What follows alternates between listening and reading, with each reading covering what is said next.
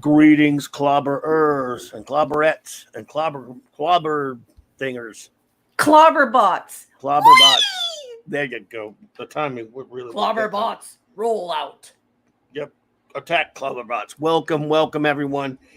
Thank you so much for being here tonight. What a great group we have already. My goodness. Dun dun dun dun. Yes, indeed. Welcome to Saturday Night Star Trek number 67. That's right. This is the big 6-7. I don't know what that means, but we're proud of it. Somebody out there, somewhere, 67 is special to that person, or maybe many people. To those people, we say, so. Here to 67. Absolutely. Isness. Great to see you all so much here. I mean, this is the time I look forward to the most throughout the course of the week. I mean, obviously, I have a lot of fun doing all the shows, of course. But wow, this one, seeing all of you and reviewing this show. Clobbertus Prime, Max Red. I like it. And he made it Roman too. Clobbertus Prime. Well done, Max. Well done.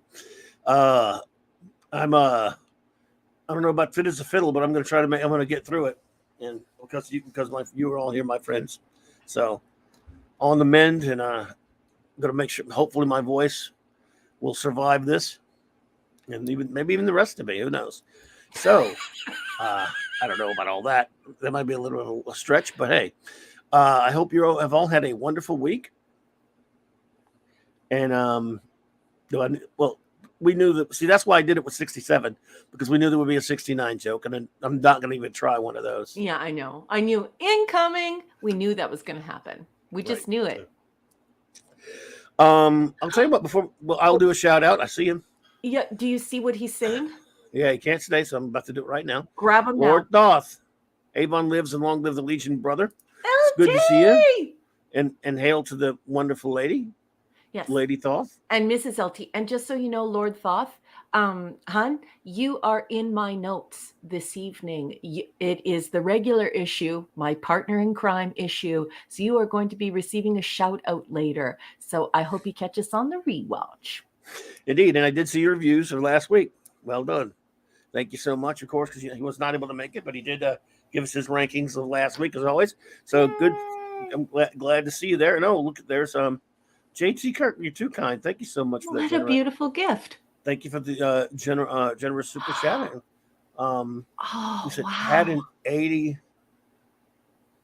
Okay. So he had an 80 degrees Fahrenheit or 28 degrees Celsius, 0 clouds, no bugs or humidity day. Grilling and sipping, gin and tonics. Now it's time for Saturday Night Star Trek, a truly great finale to the week. JT Kirk! That is, you were too kind, not only for that generous super chat, but those words that mean more to me than I could ever adequately express, JT. I mean that, and you just thank you so much, buddy. And how about the thoughtfulness there by including the Celsius for me, so I knew how nice and gloriously warm it was. Well, that's what threw me off at first. I really wasn't sure what that was. Thoughtful human. Yeah, I love that human. Well, JT has been such a great friend to the show for a long time. Let's see here. So we'll start doing our shout outs. I guess I don't have too much in the way of show notes other than, let's see, one show note, I guess. If I even have it up here. I have a show note. Here it is. Okay. I have a show note before you do that. My show note is, I love you, Clobby. That's my show note. That far. Oh, well, thank you so much. Back at you. And there you go. They're all saying, "Oh," now I'm sure in the chat. I don't think so. There's lots of love in this community. I think we throw lots of love around here. We do. Because people deserve it. We do indeed. Quick show notice for Monday night. Mark C. Comics Talk. The great Stone Loki will be joining me for an animation review. We'll be reviewing the great DC animated film Justice League: The New Frontier, which I'm really looking forward to. Ooh. It's always great hanging out with my buddy Loki, and this is a great one. And so this should be a lot of fun. So can't wait to see that. That's for any of you comics fans out there. And there's our show notes. Let me see if let me get my chat back up to speed here. We will start doing our shout outs, our nightly. For those who don't know, we or who might be new here, we love shouting out our friends who have been hanging out with us since we've been doing this, and anyone else who new comes in. Again, whether you're here for 5 seconds or the whole duration, you get shouted out here. And yeah, because we're family. This is the 735 Club, folks, the 66 to 05ers. And we are truly a community here, all really good friends. And we're really proud of that. So each and every single person in this community matters to us. And this is a conversation. This is a conversation space. So we have to make sure that we shout out each and every person who contributes to that conversation. And we love you all. Well, Michael Bingham, thank you. That makes me, for you to know that you and others are actually look forward to this. I mean, because it's easy we're the ones that get to do it, and we just take that for granted because we're having so much fun doing this. We would just the kind of thing we would do if there were just the two of us in private, just talking about Star Trek. It's great that we can share it with people all over the world, but the fact that others like what we do, that just means the world to me. And so, thank you so much, Michael. Sorry, my voice is as bad as it's always bad, but it's even worse now. And I'm not I don't have a lot of energy, but I'm going to keep it going. So, just a bit under the weather, but I'm not going to let it affect anything here because I'm still just so excited and so excited to see so many of you here with us tonight. We're going to start our shout outs. Sometimes I like to get a lot of them written down. What's that? Chris Persia, the show is live because I heard a whee while I was still on my phone. Yep. That's actually our test pattern. Thank you, the Comics Relief Crusader, buddy. Appreciate you. Appreciate that confidence, man. So yes, here with us tonight, of course, is the great Steve Mitchum, our good buddy. Good to see you there, bro. Daddy. Yes, sir. Good to see you there, buddy. The aforementioned great Comic Relief Crusader. Good to see you there, bro. Appreciate it. The wonderful Felicianos, as in Raymond and Sandra. Yes. Appreciate you so much. And they have a really cool channel called King Dolphin TV. King Dolphin TV. Check that out. That's why Raymond's wearing a crown. And I believe you're doing, of course, you did a stream today, but I think you're doing some stream now. Or was it yesterday? Aren't you doing some kind of special stream? Well, you put the info in there because you know what you're doing next Saturday, I believe, Raymond. I don't know if I'm going to be in town. I know I'm doing something in the daytime next Saturday, but put whatever info you need to put on that if you would. Pleasant Valley Picker, hello. Hi, how are you? Good to see you.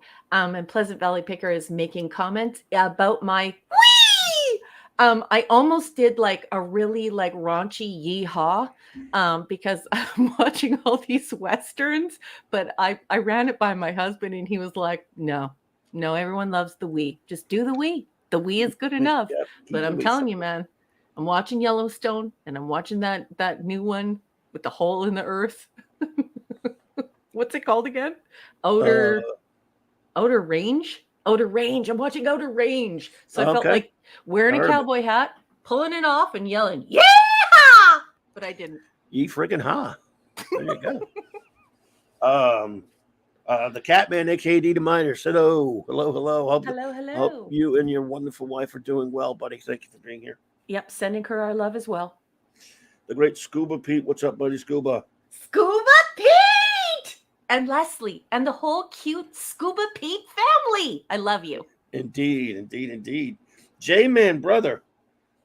Good to see you, buddy. I hope you're feeling better. I enjoyed your show tonight. I was lurking there a lot. Of course, I'm missing you in the chat a little bit there, but I interacted a little bit. But, man, it's good to see you, brother. And J-Man, I love you and your missus. I think that you are two of the kindest people. And because of you, I got to meet Sean, Decepticon, who I also think is a truly cool cat. Sean is amazing. I love hanging out with him. But I just wanted to say that I hope that you're feeling better. I know you're going through some medical stuff, and I just want you to know that we're all here for you. And I just want to ask everyone in the community, get your bums on over to J-Man's channel. He has such a variety of great geek and nerd and even dork content. So make sure you get your bums in your seats over there and hit that notification bell. J-Man is a really, truly wonderful person. And in his space, you can have like an experience like you have here, where people are polite and they're kind and you're actually having a viable conversation. So J-Man, highly recommend him and his whole crew. Go follow him. Indeed, indeed. But we like it to be like a hangout experience here.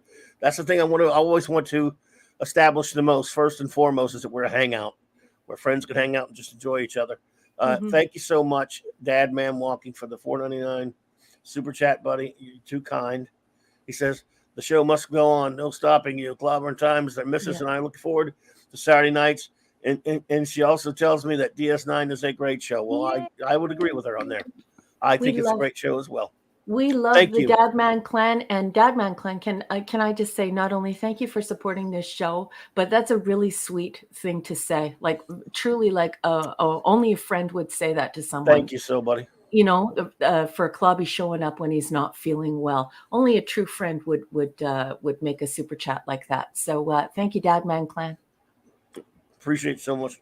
Appreciate you so much, man. Thank you. And shout out to the great Dadman and Mrs. Dadman. Thank you. Thank you so much. Let's see here. Super Kal-El, buddy. Good to see you, buddy. Yay! The real soup, Stephen M. Good to see you, man. Thank you so much. Oh, Apollome's minion is here, then the pupper, and you are too sweet to do that. Thank you so much. You are wonderful. I love you, Apollome. She's been so good to me, and I'm not worthy. You made that wonderful picture for me that I'll never forget.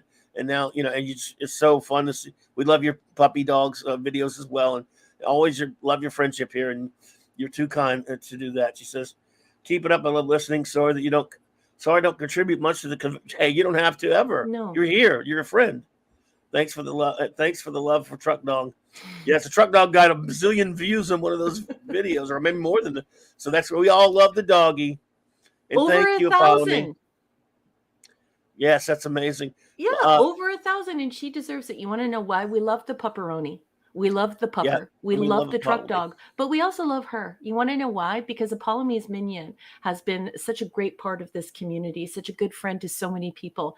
And, you don't have to talk the whole time. You can just podcast, you can just listen. But when you do participate, you reach out with such kindness to everyone. So no pressure, sweetness. Just listen in, and we're just happy that you're here. And we just love seeing you here. You're a great friend of this show. Don't you ever say anything, don't apologize for anything. We love you. That's right. Let's see here. And again, thanks to JT Kirk. Enigmatic Drop Bears here. ED, great to see you, my friend. ED! Enigmatic Drop Bear, the erudite bear. He's probably going to drop the mic tonight. The great master of limericks is here as well, Max Redstone. Max Redstone! It's going to be so good. Kit Kat Catastrophe's here tonight. Hey. Kit! Mwah, mwah, mwah, mwah. And Wolfie's here. Hey, Wolfie. It's great to see you. Michael Beacom, thank you so much for being here. Hi, it's Michael. Great to see you. Mwah, mwah, mwah. Mazarus. It's good to see you. Talking about good friends. That's a definite good friend right there. So happy you're here, Mazarus.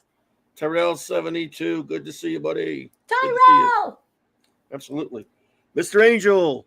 Chef, what's up, Chef? So we got the two masters of all that is great and wrenching, and of course the great Chris Persia. Chris, good to see you, brother. Mwah, mwah, mwah, mwah, mwah, and the love you. The extraordinary bronze wrencher, Eric K, brother. What's up, bud? Dun, dun, dun, dun. Also love you. Mwah, mwah, mwah. Couple of old friends here. The great Just Joe, as in Jobber, Just Joe 47. Good to see you there, brother. And JD Lewis. Hey, JD. Nice to see you, JD. I think I have everyone for the moment. I'm not so sure, but I could have missed someone. But if I have, I'll try to get you if I can, or speak up and you let me know if I missed you. But that's everyone that I have written down so far. We will get. Okay, well, we'll get started with the business at hand, and I'll of course keep track of anyone who comes in, and we'll short them out. We'll shout them out whenever we possibly can. So, are we ready to get moving? We are, as my captain would say, Redry. Basically, everyone, what we do here is we made a commitment, foolish, one might say, we could have said, a long time ago when some dummy that looks and sounds exactly like me came up with the lame brain idea of reviewing all of real Star Trek, which, of course, means the 735 Club, which means, of course, 1966 through 2005, only all 735 pieces of it, all series. And so we started at the beginning of 2021, the very beginning, the first week. And we are on number 67 of our shows now, 66 of which are us reviewing the show. And we are now on season 6 of Star Trek The Next Generation, just nearing the end of season 6. And this is the block text that my wonderful first officer uses as her reference guide to talk us through her reviews and such. So I will turn the floor over to her. She will explain this, and then we'll get to reviewing our episodes for the evening. After we do that, review each episode, I'll, of course, ask her for her rating. I will give mine of the episode, and then I will ask you, our wonderful friends in the chat, to give us your ranking and any words you might have on the episode. So let us get moving. Go for it, number one. Yeah, and it's really important to use this block text. And many of you have purchased this block text because, Trekkies, we've been on the internet for a really long time. Some of us even had Netscape Navigator, and we were on ICQ. And so because of that, what's ended up happening is we have this massive archive of user-generated information. And on this show, we're not going to go through these plotting reviews where we're looking at scene by scene and breaking it down and seeing if it's, if the quality is there. That's not what we do around here. No. The block text gives us an opportunity to summarize the episode. We get to hear from source material, so the people who worked on TNG, cast, crew, producers, the whole lot. And we get to hear some behind the scenes stuff. Sometimes we verify stuff. Sometimes we dispel rumors. And so it's a great way to get started. Then we hit the notes, just like the boss said. Then we hit the chat. And it's going to be so much fun. So let's stay copyright compliant and just call out Star Trek 365, The Next Generation, written by Paula M. Block. She gets a bit of help from her husband, Terry J. Erdman. And of course, there is an introduction by Ronald D. Moore. And this is basically the blessing of everyone involved in TNG because that is the sum of the book. Original interviews making this book happen. And tonight we're on season 6 and we've landed on episode 22. Hail Snail Messiah, by the way. Okey-dokey. So I'm going to give the boss a second to get up this. Look at this. Look, isn't Gates McFadden a gorgeous woman? I think she is. I mean, I think that she's just absolutely beautiful. Nice. Absolutely. Okay, so our first episode tonight, folks, is Suspicions. Can I please have someone put in the chat Suspicious Minds with little music notes around it? That's probably Scuba Pete.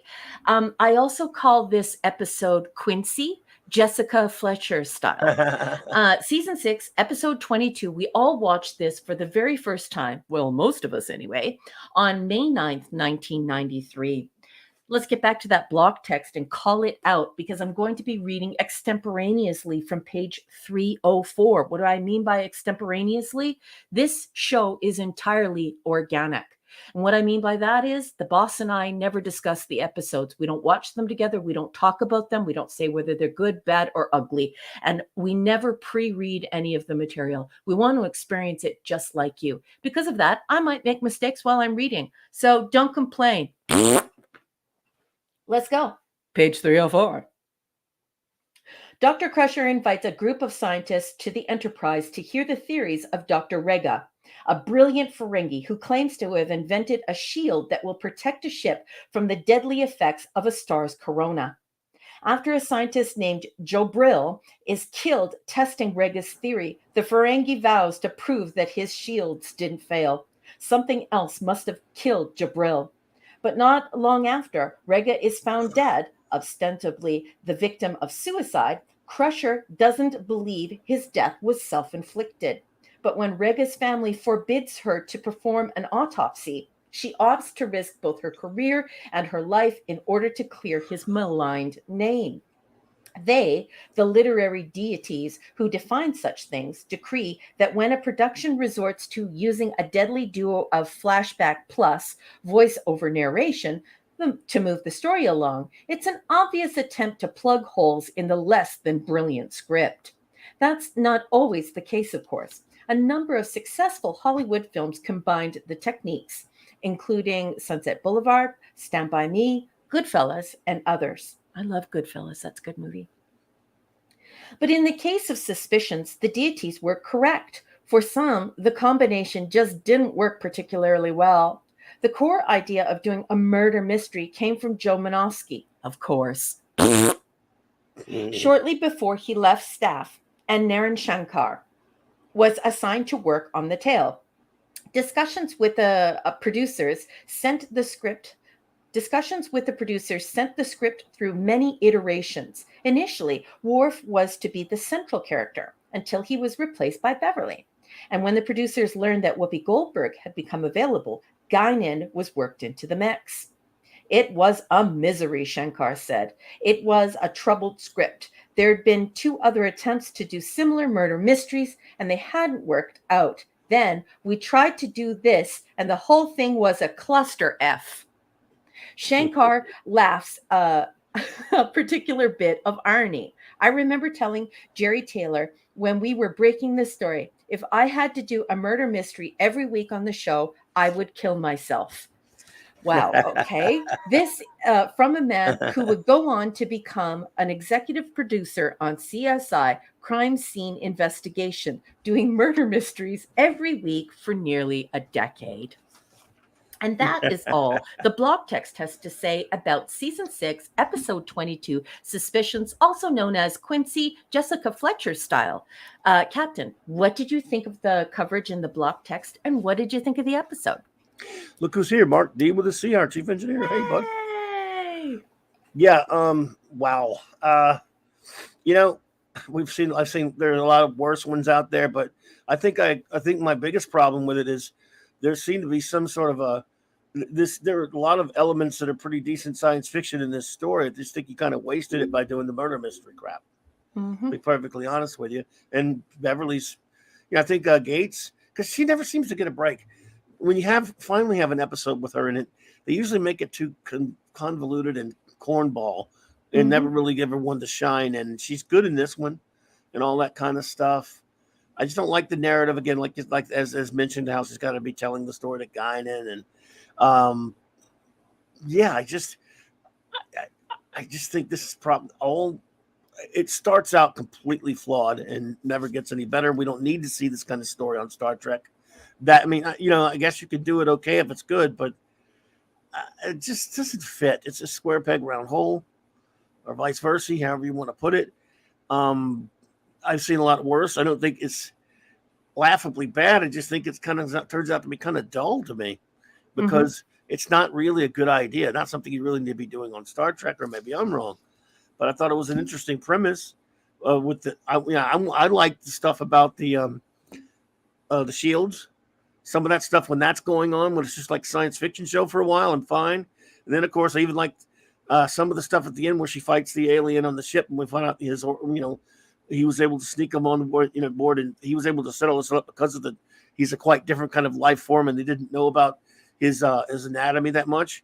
And some of that stuff I thought was pretty interesting, but overall, it's just a silly, like you said, it's Murder, She Wrote, it's Quincy. And that's not, as I keep a broken record here, not what I sign up for when I watch Star Trek. Exactly. I totally agree with you. And I even agree with all of the little details that you mentioned that they could have played up to a much greater level. And then it would have been like really, really good science fiction, like Jabril. The fact that his anatomy his anatomy was like that. That's crazy to me. She had to vaporize him. Yeah, she had no choice because the species had evolved to sort of have its organs everywhere, so it could survive lots of phaser strikes. I also thought it was interesting that she had that dummy cadaver. That was like, you know, that, yeah. Anyway, I thought the whole thing was cool. I like some of it, but I don't like the episode. I don't think that I think that they tried to shoehorn Bev into this one, and yeah, I don't know.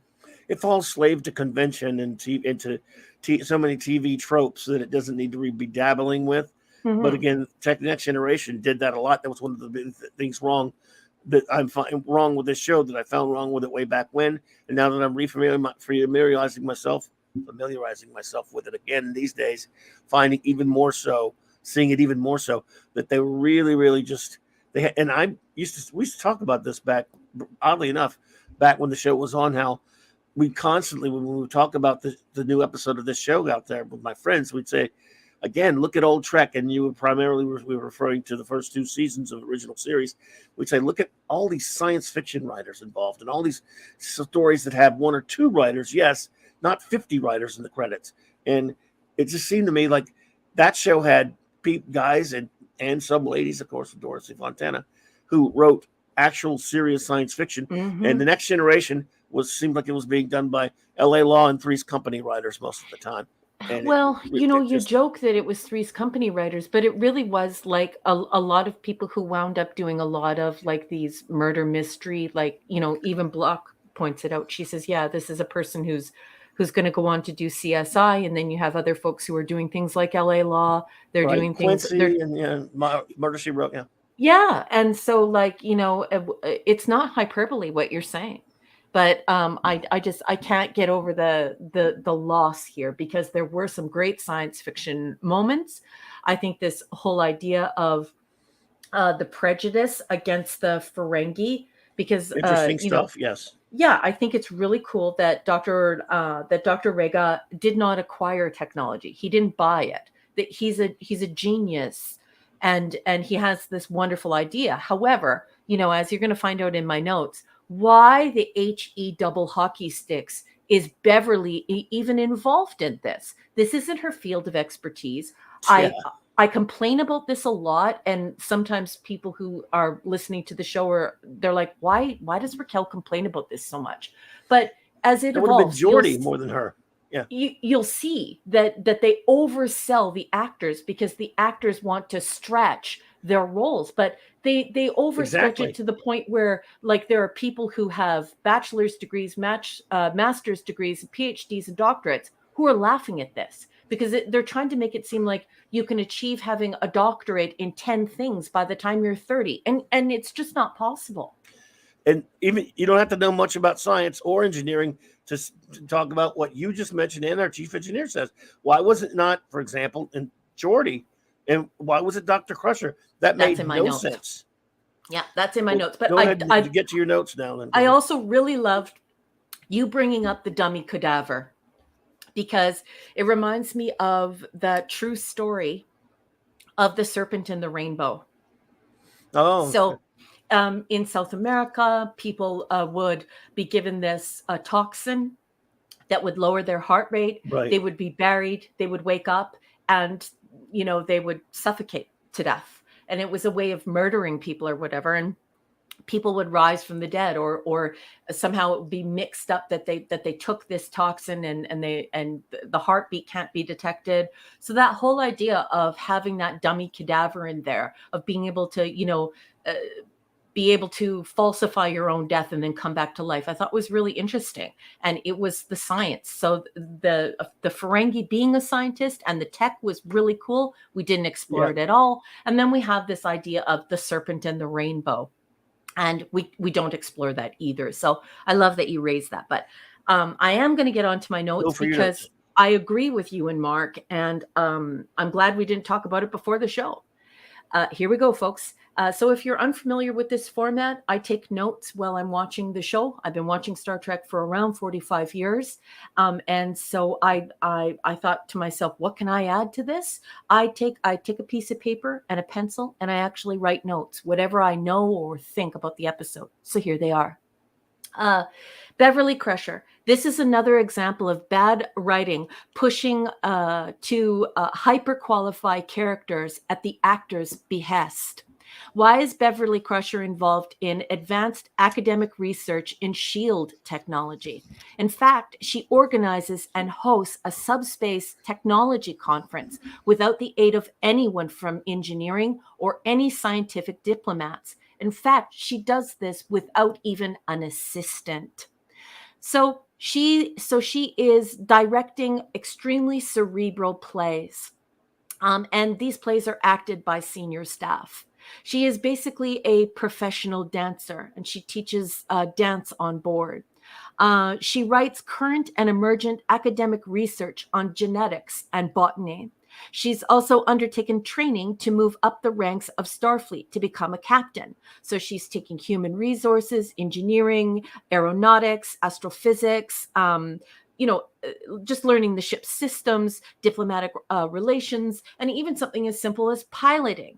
And she is also the main doctor of over 1,000 people on the ship.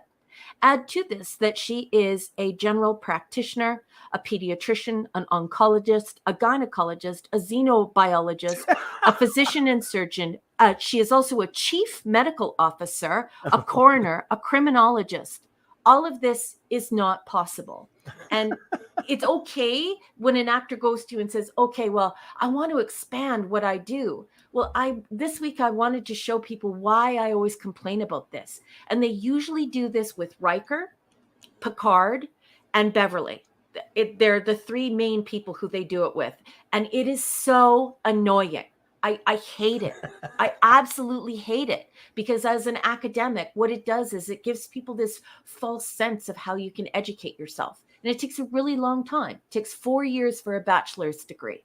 It takes 4 years for a master's degree, a good master's degree from a top 100 school. And it can take 4 to 6 years for a doctorate or a PhD from a good school. So, do the math, folks. There isn't enough lifetime for all of this, for all these, I'm going to use an Irish word, shenanigans. So I don't like the shenanigans. And that's it. That's all I said. I love it.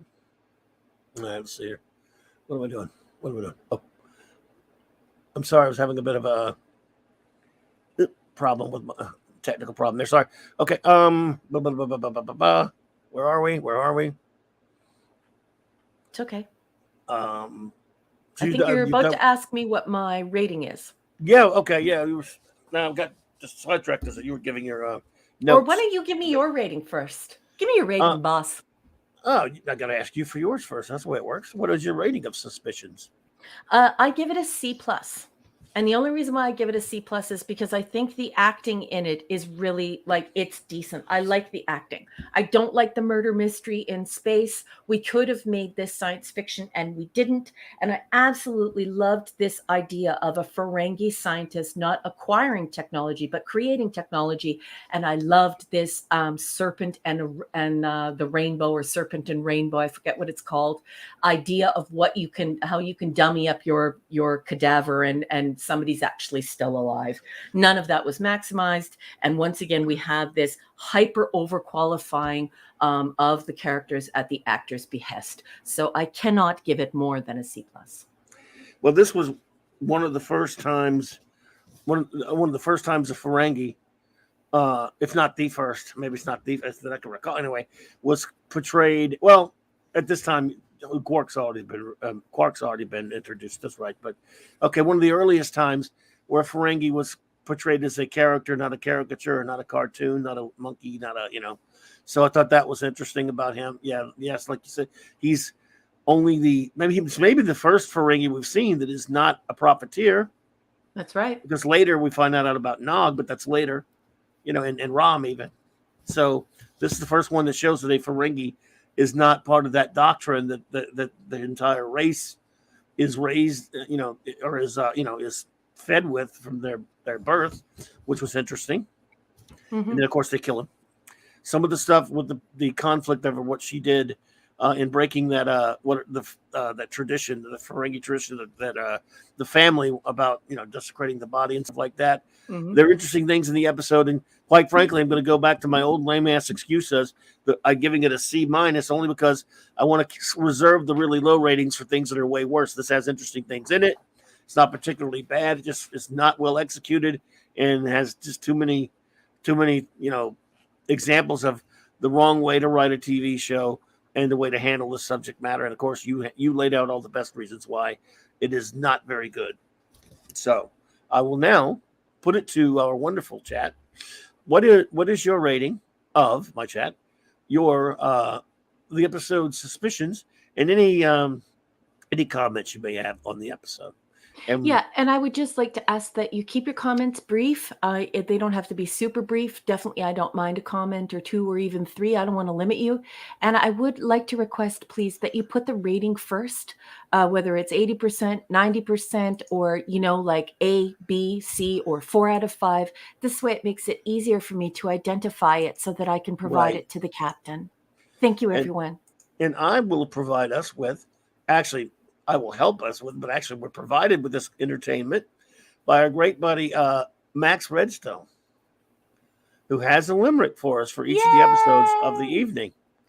So while you're doing that, number one, collecting those, who wants to hear our limerick for suspicions from the great Max Redstone? Okay, here we go. Everyone get ready. Suspicions by the great Max Redstone. Here we go. In science, Beverly tries to show she can hack it, but almost ends up in a straitjacket. Things come to a head with 2 scientists dead, and Guinan must get in on the racket. Just gold. I'm telling you, the guy just spins gold. He's our golden goose. He lays those golden eggs. I just love it, Max Redstone. Thank you so much. Well done, buddy. Oh my goodness, you're the best, dude. Let's see here. Okay, we'll start out with some ratings and some reviews from our wonderful clobberers here in the chat, Trekker clobberers. RN Feliciano says C, good acting, bad story. Gates deserves better. Spoiler alert, the family probably wanted to auction off his remains. Yes, they probably do. That's what the Ferengis do. Yeah, they do that. Mrs. Dadman says grade. Fell asleep as soon as Guinan entered the room and did not wake up until the end of second show. Oh well, that's a review if I've ever seen one. Thank you, Mrs. Dadman. Mrs. Dadman, I love you. I'm so happy you're here. I'm glad you got some sleep. That's always important.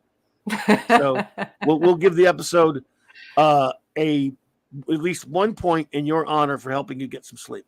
Yes. Oh my goodness. Scuba Pete renamed the show, and I think I might start using this from now on whenever I watch the episode. Scuba, this is good. B- for Scuba Pete says initially entitled Murder She Warped.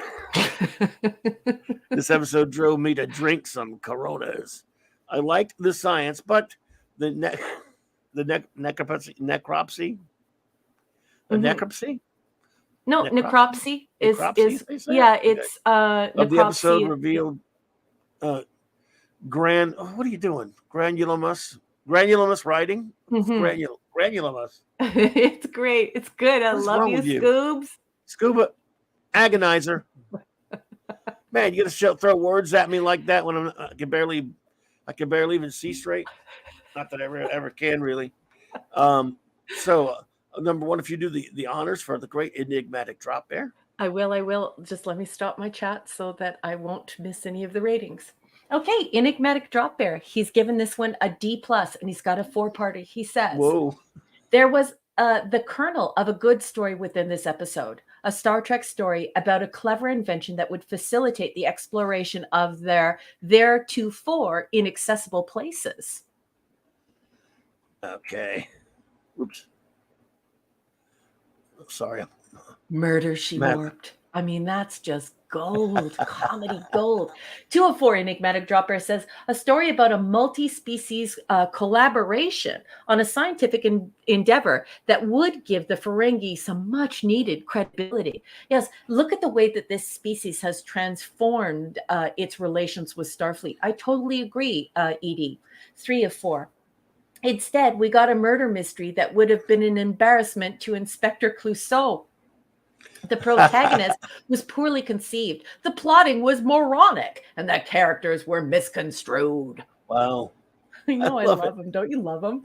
In the end, Dr. Crusher did violate the Prime Directive by performing an unauthorized autopsy. Yet, apparently, the formal hearing was canceled, and she carried on free from consequence. Go figure. Yeah, that is that's a thing, isn't it? Very TV of them. Yep. That's a TV thing to happen. That is a TV thing to happen. Antiderivative Jill is here. Oh, Jill's here. Okay, I'm starring it up, baby. All righty. Ooh, she wrote a 5-parter. A full-on nice. Esh pick. She's got Fifi's on this one. Let's do it. J.T. Kirk says D-. Not even transphasic shielding can protect this one from the 2,000 horsepower of the CLOBBERIN. Oh, wow. I usually skip this on a rewatch cycle because it's just simply boring. 100 of 100 for Gates McFadden. Oh, that's a terrific review. Boss, I have to tell you that, our chief communications officer has just walked through the door, as well as Zathras 61. Crap. Zathras. Good to see you there, Zath. Been a while, buddy. All right, let's see here. Catman says, I give it a C. I agree with what both of you and Raquel said. Thank you so much, Catman. Mr. Angel says B-. I rather liked the Ferengi for a change, and that's why it gets a higher mark. I share Clobby's opinion of the episode completely. Thank you so much, Mr. Angel. Appreciate that. It's always good to see you, Chef. Keely Chow just walked through the door and yelled, "Sparking raid!" Oh, hail Sporking and Keely Chow, roll tide. And big again. Yeah, shout out you let to the Scotty. Sporkers. We said hello and tell Scotty that it was very kind Scotty. of him to call for a dump raid on our show. Our love. Very to nice. Mwah, mwah, mwah. Well, very nice, Scotty. We appreciate that, man. Kal-El, the Super One himself, says B. This episode does a pretty good job of employing the mystery trope better than some past episodes, although the reveal of the guilty party wasn't all that surprising. The innovative shields were an interesting element, and I was actually glad to see Dr. Rega's theory proven to be correct, even posthumously, which was immensely satisfying. Mm-hmm. Despite its logic flaws, it was still a somewhat enjoyable episode. What did Kal-El give again? I'm sorry, I'm trying to watch the chat. What did he give? I already got rid of it. It's okay. My memory's so bad I can't remember now. You're also sick. Don't be hard on yourself, sweetheart. You have to read through usually 30 to 45 reviews, so don't worry, hon. Okay, I can backtrack to it. No, honey, I'll ask him later. I'll get him to repost it. Sorry. Pleasant Valley Picker says, C. Why even comment? Forgettable. A bit silly, really. How talented is she? Only good thing is Beverly. Okay. Wait, damn, maybe an A+. Just kidding. She is hot, but the episode is still mediocre. Yeah.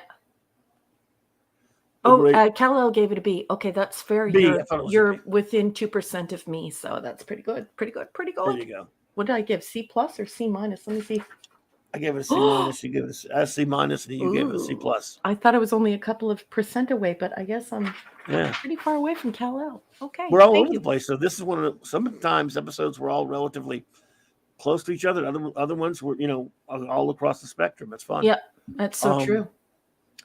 Eric K., the great Bronze Richer, says D+. Always wonderful to see Starfleet respecting other customs and family wishes. I would have loved for the to get Dr. Data for the for them maybe to get Dr. Data on this as Holmes and Jody as Watson. Maybe Jordy is Watson, maybe. Crusher does it. Why have a crew? Yeah. Why have a crew if she's doing it all by herself? Nobody is even following their own positions. It's stupid. And also, Chris Persia was bringing up something really important in that topic. It's okay. I'll talk about it later. What, did I lose it? No. He had mentioned something. I just have to go and find it. Because he said something actually really smart. And I really liked it. And I just want to go and find it. You keep going. I'm sorry, Clobby. No problem. Calgary Precision C, only because I can't say many bad things for a redhead that I have a weakness for. Well, don't we all? Scuba Pete, Max. Yes. Agreed. Brilliant, Max Redstone. That is a great review. Wolfie says, rating C. This is kind of interesting. These other cultures got to have scientists, right? This episode aired a week and a half before the Negus DS9, where they submit the facts about Ferengi death rituals. Okay, they vacuum pack the remains of the family. Has to bid on them. Mm-hmm. What's all this talk about burial common, guys? Yeah. I found Chris's comment. I started, so it doesn't have a rating beside it, but I would still like it read and I would still like it discussed. Sure. He was having a discussion with our chief engineer, and I was watching it while I was trying to also run the show with you, so I couldn't get involved on it, but it's a great conversation. No problem. J.D. Lewis, C-. At this point, it seems Rick Berman was stealing a page from Fred Freiberger's playbook, shoehorning in non-sci-fi stories into a sci-fi show. They did it a lot, too. They really did. Yep. Mega Cropper. Good to see you, Mega Cropper. Says C+. Thank you. Appreciate you, Mega. Michael Beacom says C. Foggy memory on this one. You should only attempt murders mysteries in sci-fi if you already write great sci-fi and can play with the parameters. Yeah. These guys cannot and should not. I'm so with you on that. What a great comment, as per usual, Michael Beacom. Well done. Yes, I'm exactly right there with you. Sandra Feliciano says C+. They made Crusher into the bestest ever. That's true. Yeah. Instead of using a character more appropriate to the scientific discipline, they picked someone who realistically would have no clue about the topic. That's exactly. It really is weird. Well done. Well said. Yeah, I totally agree with her. Well done, Sandra. And now, number one, we have our wonderful communications officer, Anti-Derivative Jill, if you would do the honors. Hello, you gorgeous nerd, my fellow INTJ. I just love ya. And I know that you're going to totally nerd out when you do a 5-parter.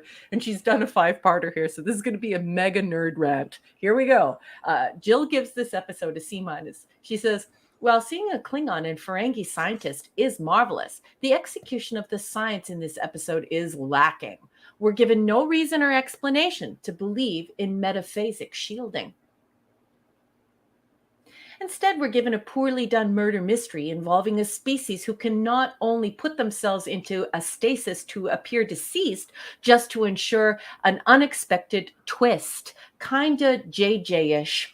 Yeah. I knew she was mad. 3 of 5. He can also survive and be unaffected by a seemingly invasive enough autopsy that will damage the body enough that will to make the Ferengi family demand that it not be performed on Rega.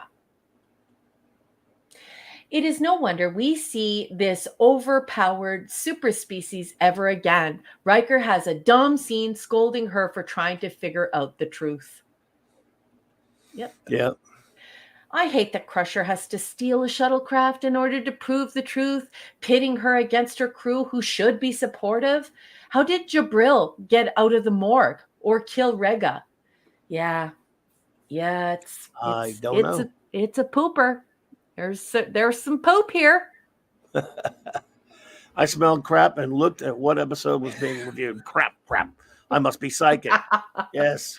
I know that wasn't a review, Zathras. but I love Zathras. I had glad to see Zathras. Yeah. Kal-El said, apparently, if you solve a murder, you get a get out of the brig free card. Yes. Yep. Love that one too. Very 80s TV right there. Well, very TV in general, pretty much. It's TV stuff. Max Redstone says, C-. I guess I'm just imagining Gates McFadden roaming about Cabot Cove, Maine. I have no more thoughts. I have written a line or two from a theme song in part 2. I recommend Raquel sing it. Okay, we'll see. Let's see. I don't do any real singing through this microphone because I would embarrass myself. However, I do like silly singing through this microphone. So let's see what it is. What he gave it to you? Well, no, you put it up. 2 of 2 to the tune of the Brady Bunch. Here's the story of a redhead lady who raised a son that acts like a little girl. She was married to Jack, a friend of Jean-Luc, but he's no longer of this world. There's the story. You're killing me, baby. And Clobby, he's got an addendum, so I'll send it back to you. Oh, you want me to do it? Here's a story of a man named Picard who was in command of a starship of his own. For some reason, he lost all of his hair. He disliked children, but seemed to love English scones. You're making me ugly laugh on air. Oh. Shame on you. Oh, Neuron and Axamanda Bear. Hey, Neuron, welcome. Let's see. And this is the comment I was talking about. So, okay, so just so folks know, we got a lot of stuff going on behind the scenes, so we can't always get engrossed in the conversations. And we do our best to tick off all the boxes. But here is our Chris Persia, who I love very much, having a conversation with Mark D with a C. And listen to this comment. This is such a great comment. Mark D with the C, you raise an interesting question. With the holodeck technology, there's indeed no need for an invasive autopsy. Think about that. Yeah, absolutely. I've always thought they never used their own made up technology properly on this show. Yep. I didn't think of that. I try and pride myself in figuring out all the stinkers, but I was just so wrapped up in this stupid Quincy that I didn't think of that. And I think that that's an incredibly brilliant comment. Why not? And so Chris and Mark, love those conversations. I love you guys so much. Keely Chow says, "See, it was an okay episode. Thank you so much." Eric K says, "Sorry, Raquel, Clobber's speech to text sucks sometimes." I know. No, you're good. Don't worry about that, dude. When that goes. And our great chief engineer says, B-. I'm a doctor and not an engineer. Why was Beverly the technical liaison for this project? It should have been Geordi. Mm-hmm. Yeah, it should have been Geordi's question, but yes, it should have been. There were some good sci-fi elements to the story, but it was not well told. I wonder why Mark put a question mark there. I think he was asking us who we thought. No, Geordi, yeah. You think Geordi? I'm Absolutely. Not sure if I think Geordi. Maybe Data at least. I think it should have been Data, and I think he should have been constantly liaising with Geordi and with Picard. This is really important, right? This whole thing is very important. It involves different species. There's a diplomatic element to it. So lovely. Yeah, Data's fine. I would take either one over over Beverly for that. Mm-hmm. Since the writers determined this had to be a Beverly episode instead of giving other crew members something to do. The metaphasic shield was interesting. Do we ever hear about it again? I think that they do once, but I think so. Because don't they go into a Corona in another episode? Yeah. Anyway, I can't remember which one though.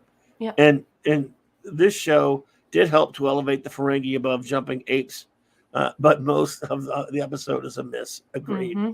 Jumping apes indeed. Zathras says that his choice would be Data working with Zathras on the problem. Imagine Zathras hosting this academic conference on metaphasic shielding. Yep, I can, but I can't do my Zathras right now. Can't dare. Just don't do it. I'll just do it for you. Okay, ready? Crap, crap, crap. I can't. Yeah, I can't even do that. Don't do it. No voices for you tonight. We love your voices, but no voices for you. I was about to do it too. Maybe I should try it. No. Oh my goodness. I had a picture that was sent to me, and now I can't freaking find it. Oh, there it is. I got it. Never mind. Okay. So we're about ready to get moved on to our next exciting episode. Are we covered? Are we ready to move? We are ready. Oh, Chris says, although Geordi is chief engineer, Raquel is correct. Data is the one person with minimal training who would become proficient in all fields. Yeah. He's got another two. Then we get to see Crusher tease the Ferengi's ears as she did his spot. Oh, yes. That was gross when she was in that weird tactical team, whatever you want to call it. Yeah, that was. Yeah. Okay, I know what he's talking about. Yeah. Sorry, we didn't get that, but I don't know why he put that up there. Wait a minute. He's got one from Dad Man. He said A-. Previous bad episodes have helped me enjoy this one. More drawbacks to me where the ending was a bit hokey, and then he said, and we didn't get to see Crusher tease the Ferengi's ears as she did a spy. That makes sense. Dadman, I missed Dadman? I don't know. I guess. How could I miss Dadman? The Dadman clan are my favorites. Well, Mrs. Dadman just posted that one, so. Right. And we got this one from Mrs. Dadman. Mr. A-, previous Mr. A-. Previous bad episodes may have helped me enjoy this one more. Drawbacks to me were the ending. It was a bit hokey. Mrs. Dadman probably posted at the same time as Mark, realizing that Mark had posted it. It's okay. There's a bit of delay with this stupid chat, everyone's helping everyone manage it. And I love you all. I think you're the cutest, sweetest, most thoughtful people. Thank you. Gotcha. Well, I guess we owe this to some of our friends who really hated this episode, like Enigmatic dropped there. There's the Claboni. Raymond and others who mentioned the Claboni. So there you go. Yep. Raymond? I can't remember who else mentioned it. Yeah. So are we ready for our next exciting episode? We are ready. All right. Well, all right, everyone. Now we move on to our next episode, which is Rightful Heir. Rightful Heir. Season 6, episode 23. We all watched this for the first time on May 17th, 1993. Let's stay copyright compliant, shall we? I will be reading excerpts from Star Trek 365, The Next Generation, written by Paula M. Block. She gets a bit of help from her husband, Terry J. Erdman. And of course, this contains, the comments, thoughts, and interviews of the folks involved in making TNG. Please turn your hymnal to page 305. A disillusioned Worf takes leave from the Enterprise and travels to a Klingon monastery where he hopes to find Kahless via meditation. But although the Klingon Empire's legendary spiritual leader has been dead for many years, Worf discovers what appears to be a flesh and blood Kahless at the monastery, who wishes to rally his followers to unite under his leadership.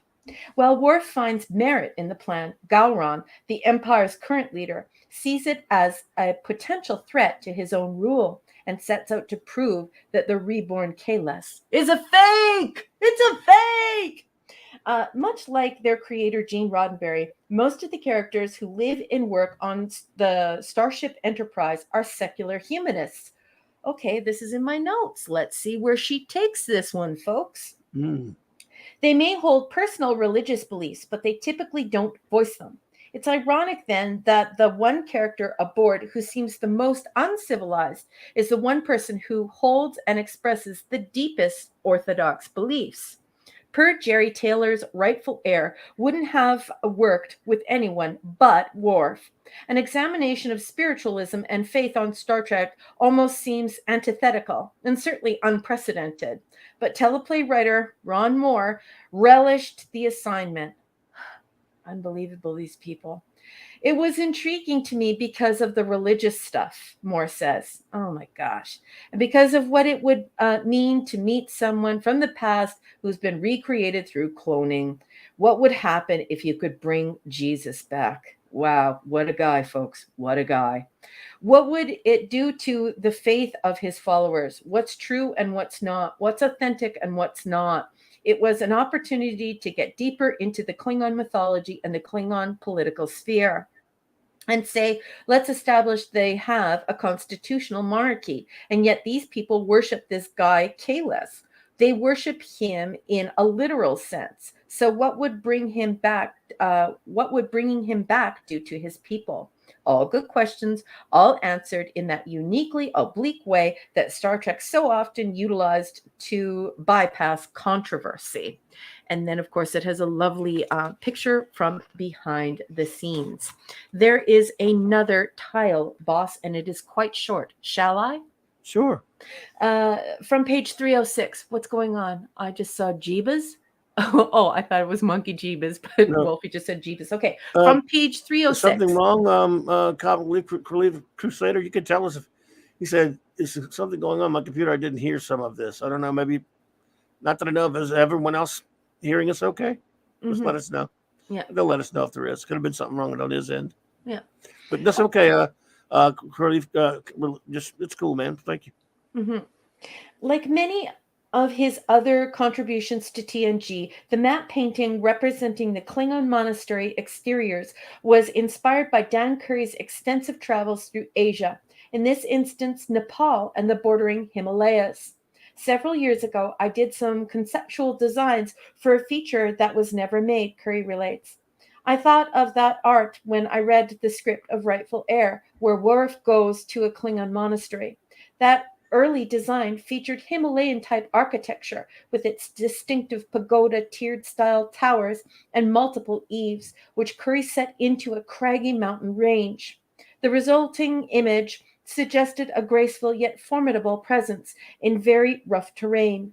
Using the original work as an inspirational springboard, Curry did a similar themed Photoshop freehand painting of Himalayan structures on top of a photograph he took in the Canadian Rockies. So he must have been in British Columbia, BC. Pleasant Valley Picker lives in BC. And that is all the blog text has to say about Rightful Heir. Boss Man, what did you think of the coverage? And what did you think of the episode? Well, interesting coverage there. I mean, I just thought the episode was just sort of. I kind of, we're all I think are all a little. We all like to have the Worf Klingon episodes. They're always at least something interesting. They're always at least something to enjoy, and I guess I just really wasn't super into this one, to be perfectly honest. It's all right. I mean, I don't really hate it. I'm just get kind of tired of this show. Just indulges itself too much into this kind of stuff. It's an interesting concept, cloning their basic Jeebus, which I get. Yaworski, pool practice. Hey there. Good to see you. You popped in. Oh. Thanks, Scuba. But I don't know. I just thought it was it's good. I like it. I think that's a pretty interesting idea. It's just not one of the ones that does a whole lot for me personally. It was good enough, I guess. I think the things I like most about it, believe it or not, is the exchanges between Data and Worf. Of all things, not even a Data episode. And the best stuff in there is some of the things that Worf and Data exchange, and what Worf learns from Data is probably the best stuff in this one for me. Yeah. So, not one of my faves. I like it. I mean, a lot of people really like the Klingon lore stuff, and there have been really good Klingon lore episodes. I guess it's okay. I guess it's better than them doing something like that last episode, or doing the hokey stuff or the contrived TV type crap. It's good. It's okay. It's nothing like super special for me personally. Yeah, I don't know what to say here. I know that I hesitate to say anything because I know it will be disappointing for everyone. But the thing is that I don't like this episode at all. And it's because, of course, of reading extensively Gene Roddenberry's own words from his own mouth, and so not interviews or not like pieces that he did with newspapers, like his actual own words. So I don't particularly like it. I know people love the Klingon stuff, so they're probably going to throw fruit. Go ahead, throw your fruit at me. I'll take the walk of shame. But I hate this episode, and for me, it's just not good. And there are many reasons why. First of all, I think it's the audacity of Ronald D. Moore in defying the Gene's Bible and doing some things that he shouldn't do. And and I've spoken about this in the past. Gene was a secular humanist. He was somebody who but he cared. He was very much like I am. I'm an agnostic, but I care very deeply for people's spiritual beliefs and allowing them to have those spiritual beliefs. And he didn't want them made fun of or denigrated. And he prevented that on Star Trek. There were times when Michael Piller wanted to mock religions, and I think in particular Christianity. And Gene said no. And it's because Gene didn't like that sort of thing. He didn't want that on the show. He didn't want to upset people. So I don't like this episode at all. And when I get to my notes, they might reflect why. All right, Raymond, well, good night to you both. Hey, good night. Thanks for stopping. It's good to see you all, and hope you both have a great night. Thank you, and a great weekend. Thank you so much for being here. I don't know. I can't do a dolphin. Who could do a dolphin? Somebody do a dolphin. Okay, so here are my notes, folks. Ronald D. Moore breaches the secular humanism of Star Trek, introducing religion, having Worf install a clone as the emperor of the Klingon people. This is weird. Kahless is made into Jesus here, a living god, but just a clone. This is very mocking of Christianity, I think, and I don't like it. And then I wrote in yelling all caps because I do love him very much. Gowron! And then I wrote, this isn't science fiction. It is a story that plays out the return of Jesus Christ. Worf, as a doubting Thomas, turned to a disciple. The cloning is thrown in to clean up the end. They made Kahless at the exact same time, just the exact same time that Worf spontaneously has a religious crisis independently. No one believes this while they're watching the episode. Data tells Worf to have faith. I want to say that again. Data tells Worf to have faith. Mm-hmm. Gene would have never written this, especially when Kahless assures Worf that by telling him that it doesn't matter that if God and heaven are real, just the need for moral guidance. So he tells him to have faith and then follows it up by saying it does not matter that God and heaven are not real. It just matters that you can instruct people in this way. Gene would have never have allowed this to go on air. In his 1991 interview, the need, what did I say? Oh, sorry, my notes are all messy here. In his 1991 interview, Gene said he prevented Piller from mocking and offending religious people. And that's in Humanist Magazine, if anyone wants to look that up, although I have posted it multiple times. This episode would never pass Gene's desk, and it is not science fiction. This is exploring how the audience feels about Jesus and Jesus's return and their belief in science. And it's a mockery, and I don't think it's a very nice thing to do. And I'm an agnostic. So those are my notes. That's all I had to say about this episode. I don't blame you. I respect that big time. So what is your rating of Rightful Heir? I give it a D. Well, I got no love for it. Never. I mean, even if I didn't, and I wholeheartedly agree with everything you just said, by the way. So I've never had any. Like I said, I thought Data was the best thing in the episode. Although you've convinced me that wasn't things that Data should have been doing. So there you go. There. So, I'm gonna. Again, the Klingon lore episodes can be good sometimes, but this one there was no point to it really. Mm-hmm. So I'm gonna go with a D like you did. Yeah. Because it just. And again, even if you take that aside, and I'm totally with you. This thing, according to your information and things that you know, this flies in the face of what Gene Roddenberry wanted to do and stood for and believed in with Star Trek, and that makes me, I don't think along those lines as much as you do sometimes. And now that I hear you saying that, and I do believe that, it makes me kind of have even less regard for the episode. So yeah, I'm with you there. So. Everyone, please now let your reviews rip. I guess they already started them. Yeah, some people have already started them, but boss man, I'm catching them. Catch them, and we will. I'm going to bring us some spectacular Max Redstone limerick entertainment, while number one is collecting your reviews.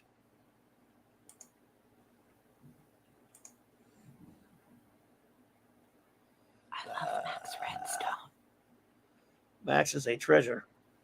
Don't worry, guys. Boss is just bringing up the Max Redstone.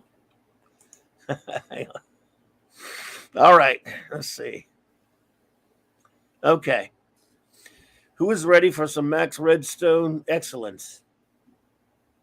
Are we ready? Oh, Pleasant Valley Picker, don't apologize, sweetheart. I totally understand. I know you always try and get your review in when we call it, sweetheart. Don't worry about it, honey. And I caught it. It's just the only thing is I just get a little stressed out because I never like to miss anyone. Do you know what I mean? I feel like it's such an insult to miss a message. So but don't worry about it. That's the only reason why you hear any anxiety on this side of the show from Clobby and I. It's just because we all care.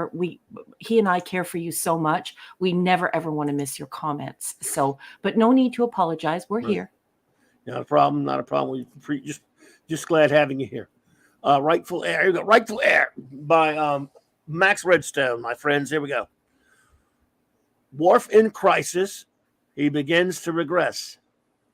The captain gives him some spiritual recess. He regains his faith from a spiritual wraith, but returns with rent a K less. Wow. Yeah.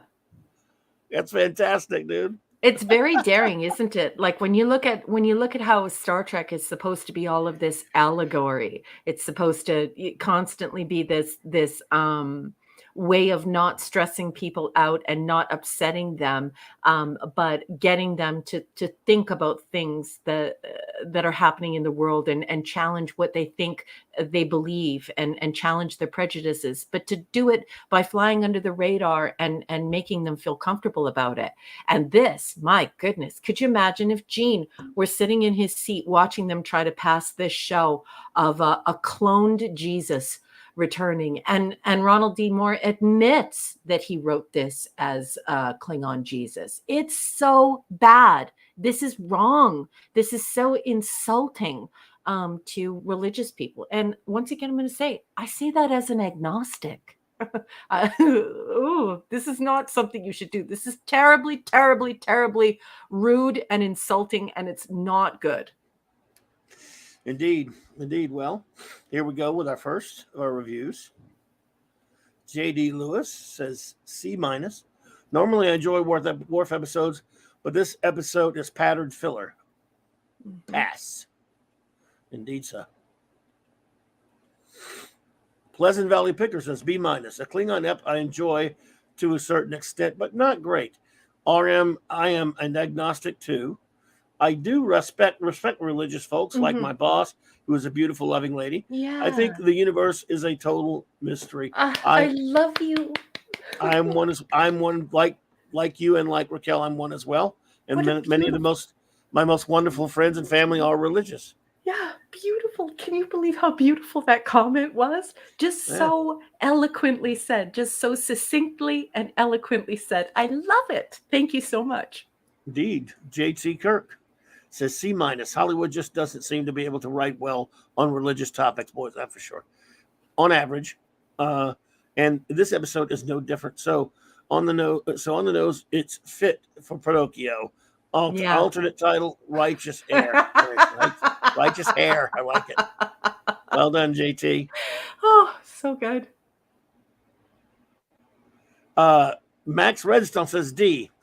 The data leap of faith speech is of worth. I again, although I understand why it may not work. Yeah, that was what I felt most intriguing of the episode. But that's it. This week on 2.5 Mogs, Worf goes out, walkabout, and brings home a friend.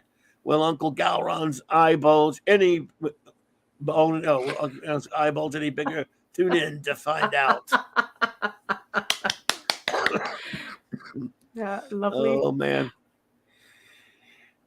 The Comic Relief Crusader says D-. Cloning a figure from history might be cool, but you only clone the physical, not the mind. Thinking of experience, not the actual being. I give this 5 raspberries. Okay, so pause.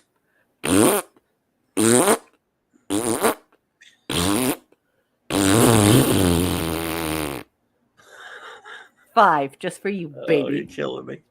Zathras says D. The JMS had half the budget. He could make a better show. Oh, right. He made Babylon 5. Mm-hmm. Hey, there you go. You could say this episode is crap. I love Zathras. Eric K., the Great Bronze Rancher, says D+. Much like Snake Plissken, I thought he would be bigger. Huh? They should have cloned Wesley millions of them. They could have created an annoying army to take over of all the known universe. Not horrible. So good. F this episode. Almost, if we forgot the period, I was thinking saying F this episode, but no. This episode was very K-less. Yep. In its approach to K-less to religion. I had never seen it until yesterday. Nauseating. Wow. Yeah, it's not good, is it? It's not good, especially when Star Trek is known as this, like I said, this masterpiece, this masterwork of allegory that is very cerebral. And here we have Ronald D. Moore saying, "Nope, I'll see your cerebral allegory, and I'll raise you clone Jesus." Oh my goodness! Head desk. We have a differing view. Wow, Wolfie says rating A. I like this one. What was his name? What color were his eyes? You gotta love Gowron. Some great acting here from just about everyone, but especially Kevin Conway. Mm-hmm. Yeah, they were all fine. Yeah, I got to meet Kevin at a Civil War reenactment after his role in Gettysburg, 1993. That was good. That was a good TV movie. I love Gettysburg. My dad was talking to him, and I didn't even realize who it was. Oh wow, who did he play in that? One of the generals or something? Wow, it's pretty cool. Gettysburg was really good. If you will be so kind, number 1, we have the great enigmatic drop bear. Hello, ED, the erudite bear. 3-parter. He's given this one a D+. Cliche and indulgence abound in this story about a Klingon on a pilgrimage to Klingon monastery in an attempt to restore his faith.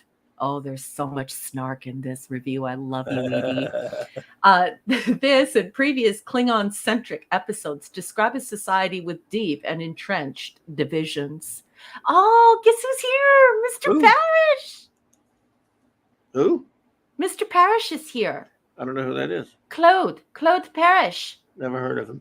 He just walked through the door. He's this very, very sweet guy with a really sexy French name. No, I've really never heard of him. Okay, here we go. 3 of 3. The idea that expediting on a Federation vessel, no less, the installation of a first estate figurehead would heal rather than intensify these divisions is truly unsophisticated. Yes. Well done, ED. Yep, I totally agree. Dun, dun, dun, dun. Excellent, excellent, excellent. Mega Cropper says gives it a C. Thank you, MG. Michael Beacom says D. Dislike this app. Till I read the block text, now I hate it. Yes. Basically saying they had to pick Worf because Klingons are superstitious savages, and only they would have religion. Let's tap the brakes for 1 second here. Michael Beacom, welcome to my world. Isn't it amazing how when you actually go and see the verified things that these people have said, like what Gene actually said, what Ronald D. Moore actually said, what Michael Piller actually said, and you actually see the actual things they said, and it's verified, you have an entirely different opinion on Star Trek than most of the Trekkies on the internet who are only reading this user-generated crap on IMDb and Memory Alpha and all this other stuff. Isn't it unreal how much it changes you and how much different you see the episodes? And I just have to doff my cap to you. I just love you very much. It is a very eye-opening because they are taking this from the horse's mouth. I mean, these guys flat out admitted that they were being anti-religious, that they were doing this to take a shot at Christianity and other religions, but of course, right at Jesus. And when I look in 1990, whatever it was, when I first saw the episode, I didn't know that's what they were doing. And the few times I'd seen it since, I didn't really think about much of it either, to be honest with you. And the other day when I'm watching it, I didn't think about Jesus necessarily. I thought you could tell they were taking a swipe at religious people, but I got to be honest with you, I didn't think it was a particularly compelling episode, and thus didn't pay a lot of attention to it. I don't know if it's because how I was feeling that day or whatever, but what you bring out about this episode makes you want. I mean, like I said, I was probably going to give it a higher rating till you told me some of that stuff. I might have given it like a C or C minus. Yeah. And like, you know what? It's really pretty sick. Yeah. Of course, that's nothing new to Hollywood. They always trash Christians and they always trash religions and religious people. Yeah.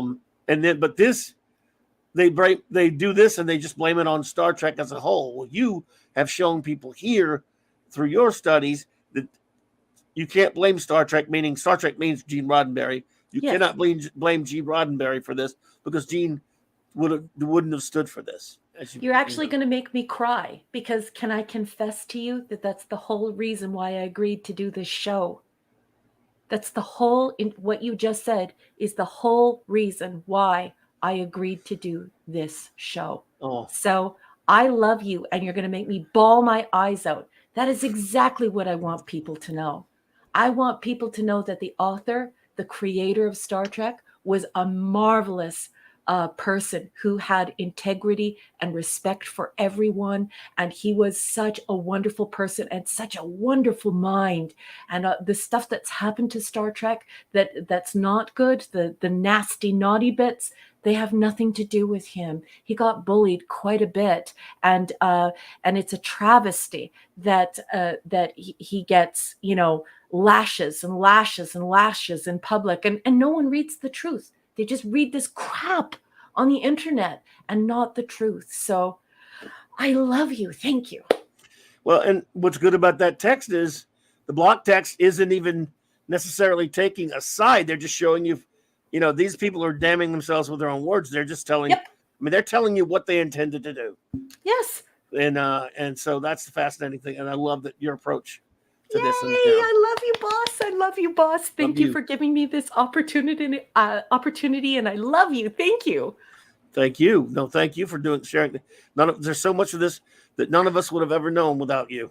Know that for sure. Thank you. Second one from Michael Beacom was total misunderstanding of cloning. It makes a genetic twin, but does not copy your memories or personality. Taylor and Moore need to get some Bible upside their heads. They do. Gene's Bible. Big old whack on their heads. Dadman Walking says, grade. Went to sleep as soon as I heard Worf on another Klingon self-awareness mission. Did not wake up until after end of the show. Yes, I borrowed heavily from Mrs. Review of first episode. Well, that's okay. Thank you there, Dad Man. No, not Max Amanda Bear says, I give it a B. A B minus, excuse me. I like Klingon history stuff. Also, I can forgive the Jesus parody because so many writers are compelled to do it. Sometimes it's good. Sometimes it's good. Also, I love when Data has faith of in the heart, not of the heart, though, right? It's been a long road. It has been a long road for Data's faith of the heart. Getting there. Getting from there to here. Don't make me Rod Stewart you. Klingon Jesus. Sounds like the name of a very bad metal band. It does. Klingon Jesus. That should be a band name. I'm serious. I give it a D. Didn't think it was that good, says Catman. Agreed. Thank you. Thank you, Dee Dee. Max Redstone. Addendum. Let me tell you the story about a man. Let me tell you a little story about a man named Worf, a tall Klingon man not mistaken from a dwarf. Then one night at Batleth, some thought it odd. Some thought it odd. Out from the rock walked the long dead Klingon god. Okay, I'm stumbling around. You're usually great with the limericks, and that was brilliant, but I messed it up for you, and I'm not on form tonight. I'm even worse than usual, Max. But I love it, and I'm sorry to have ruined that for you. Thank you, Matt. And Max, see, can you get a name right? Claude says, Minimus, P.S. This episode was like getting your bits rubbed by a freshly dropped pine cone soaked in lemon juice. It's a review. He gave it a P and an S. Well, it got me thinking of Douglas Adams, the effect of which are like having your brain smashed out with a slice of lemon wrapped around a large gold brick. Let's see. Shooter. Well, hello, Shooter. I didn't see you here. Hail, I will leave the stream running, but I have much to do and stay and participate. Well, Shooter, I hope you're having a wonderful, wherever you are, a wonderful night. And I want to thank you for being here. Yeah. Shooter 8323, that is. I know that's not a review, but I wanted to throw it up on the marquee. I'm glad, though, yes. So everyone could say hello to Shooter. Well, hello there, Shooter. Thank you for being here. 8323. Welcome. We appreciate you. And now, number one, our wonderful communications officer is ready. If you will be so kind as to do the honors. Yes, yes, yes. This is going to be nerdy. Sorry, I'm just getting Kal-El starred here. Okay. She's only got a two-parter here. She's giving this a B minus. She says it was a minor episode. I didn't notice the offense you did, but we'll reevaluate later. For now, I did like Data believing he could become more than his programming. I kind of did too. Mm-hmm. And then 2 of 2. Do you have a second one for Jill? Oh, what was that one? Okay. Did I knock someone else This out? episode has nothing else but the establishment of a cloned religious figure. Yes, exactly. A cloned religious figure. And what's really bad is that they all agree that the religious figure and the religion does not matter, and that they know it's not true or real, but it's just the fact that other people are instructed by it. That ending conversation is so atrociously manipulative and bad. It's like, I can't even believe it was allowed on TV, to tell you the truth. Anyway, I'm going to keep on going here. Not considering it's a real world correlly. Okay, so correlating. You turned it into an adverb. Okay, here we go. Correlly. My only issue was they turned a 10-minute story into a 40-minute one. Yes. But I do think that the whole thing would have been a lot better and a lot less insulting if they wouldn't have had this weird conversation at the end here where, he says, when Kahless assures Worf and tells him that it doesn't matter if God and heaven are real, just the need for moral guidance. That is a very, very, very horrible thing to say on TV and doing it in Gene Roddenberry's name. You can't say that kind of stuff. That's a very, very bad conversation. Wow. Yeah. Well, there were no network censors. This was a syndicated show, so they didn't get any drama. Yeah. Well, yeah, but I don't think that I would censor that. No, I'm telling you, you said about being allowed on TV. I'm just telling you that's why I didn't get any pushback. Yeah, but for me, it's I don't want to censor it either. I'm just saying, yeah, I don't want to censor it. It's just I can't believe that they used Gene's writing as a vehicle to say that. Like that's pretty nuts to say, hey, you know, heaven's not real. God isn't real. And when your God comes back, you know, the God's not real. And we'll make it a clone or whatever. All that really matters is that when you need to control people and you need to tell people what to think, that they believe in what they're being told, even if they don't believe in God or heaven. That is because a horrible conversation to have on television. Because he was even telling them that they have to tell the truth that this is a clone. Yes. So yeah, that was pretty messed up. Kal-El says C. This episode this was hard to rank for me, although I had a somewhat religious upbringing. I've come to form my own opinions regarding the subject and relate to God. And relate to God in my own way, as many others do. I did enjoy the interaction between Worf and Data regarding faith, as well as at the end of the message being important, but don't like how the writers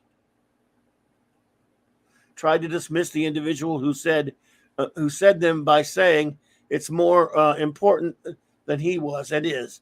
I guess I'm not as offended by the premise as some others might be, but it's definitely not a great episode by any means. And now we got another one.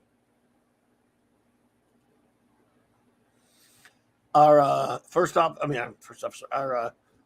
me interrupt for 1 second. I'm sorry. Yes, everyone, thank you for giving me the pronunciation. I am familiar with the word, but reading something out when you haven't even previously read it, you're definitely going to make mistakes, right? So we definitely know that corollary is a difficult word to say when you've been reading all night out loud. And we know that it just means result. So no harm, no foul. It's very difficult to talk for 4 hours and read a variety of diction from a variety of minds as well as a text. But thank you. Thank you. I think Jill just does that to be mean to us on purpose to catch us. She picks out words. They throw you a curveball. She does that to pick words to mess with us. Nah, Jill wouldn't do that. We're just teasing. No, we're just. But kidding. if you did, we would respect it, Jill. We think it's funny, so it's fine. We love you, Jill. Mark D with the CR Chief Engineer says, "Was this a Worf coming to Jesus moment? Your agonizer, please."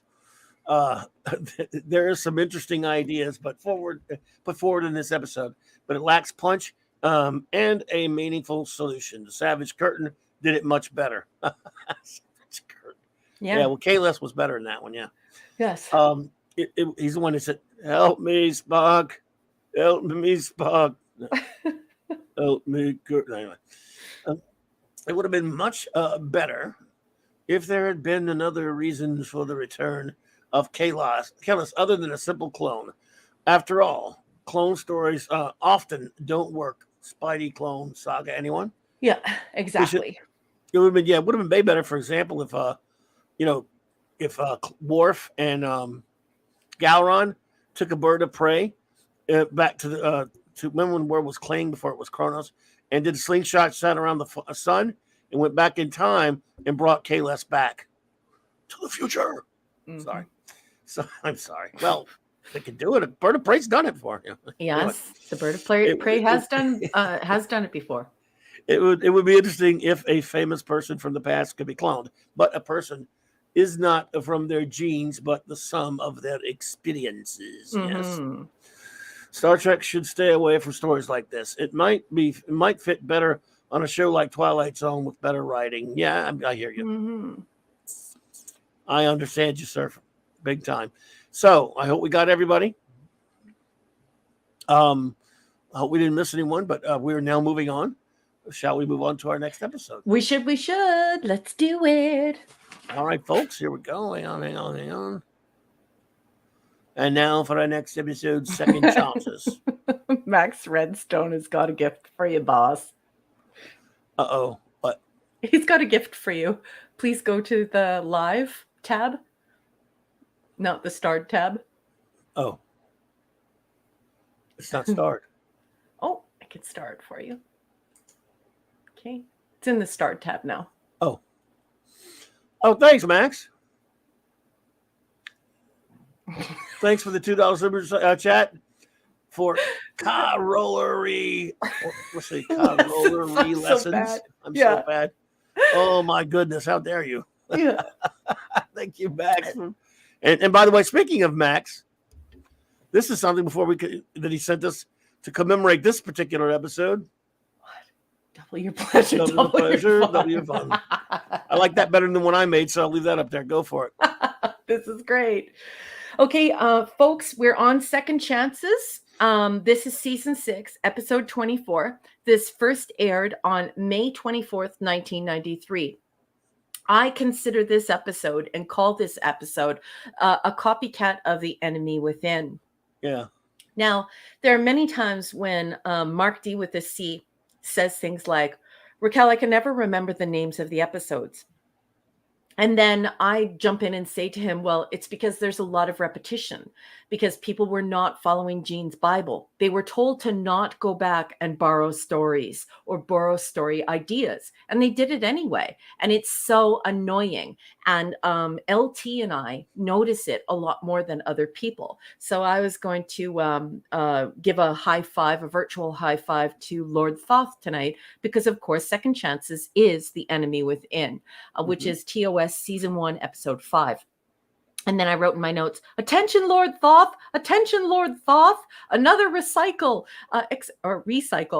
expressly forbidden by Gene's Bible. And then I wrote underneath it in yelling all caps, the double-decker unit. So let's get into it, folks. Let's stay copyright compliant. I'm going to be reading excerpts from Star Trek 365, The Next Generation, written by Paula M. Block. She gets a bit of help from her husband, Terry J. Erdman, and of course, the blessing of all involved in TNG. Please turn your hymnal to page 307, and I will try not to make any mistakes while reading, folks. Commander Riker returns to Nervala 4, intending to recover data from an away mission he was forced to abandon years earlier. The planet's peculiar atmospheric conditions allow transportation on and off the world only during a brief period every 8 years. When Riker arrives, he's shocked to discover an exact duplicate of himself who, because of the planet's unique distortion field, was created the instant that he was beamed off the planet. Not possible, not possible. Mm-hmm. This Riker has spent the last 8 years alone on a desolate planet and is understandably eager to pick up his life where he left off, particularly his passionate relationship with Deanna Troi, all of which troubles Commander Riker, who's not sure he wants to share his life or his former love. One of my fondest memories of Second Chances is how I was trying to find subtle differences between the two characters, recalls Jonathan Fakey Pants. And to this day, Marina Sirtis always reminded me of that. She says, I like Thomas Riker better. If Sirtis and the writing staff had their way, the episode might have had a completely different ending, one that would have allowed the Thomas-Deanna romance to continue indefinitely. Most of us were advocates of killing Will Riker and having Tom take his place. Now that's very important. I'm going to read that again. I want you all to take a moment and inhale this. Fully inhale.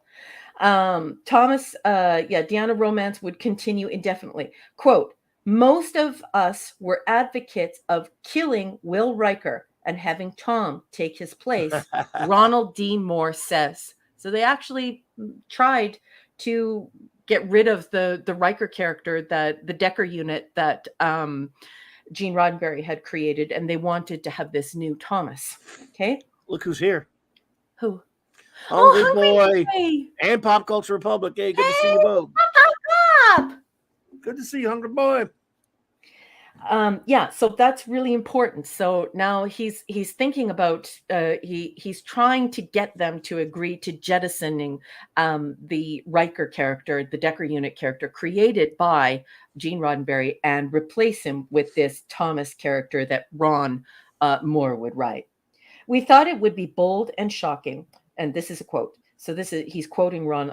Paula M. Block is quoting Ron here. We thought it would be a bold and shocking and something for the fans to chew over. But Rick Berman and to an extent Michael Piller didn't want to make such a big change. It was Piller, however, who made the unusual decision to allow Tom to survive at the end of the episode. Tom would make one further appearance in the Star Trek universe in DS9, in the DS9 episode titled Defiant. Yes. There is another tile, and it is long. And then there is another tile after that is also long. Pick one. It looks from the pictures, it looks like one is talking about Nichelle and the wonderful astronaut Jemison, I think is how you pronounce her last name. And the other one looks as though it is talking about how LeVar Burton directed this episode. Which one do you like? If Let's neither talk about one, Nichelle. That's fine. This is from the block text, page 309.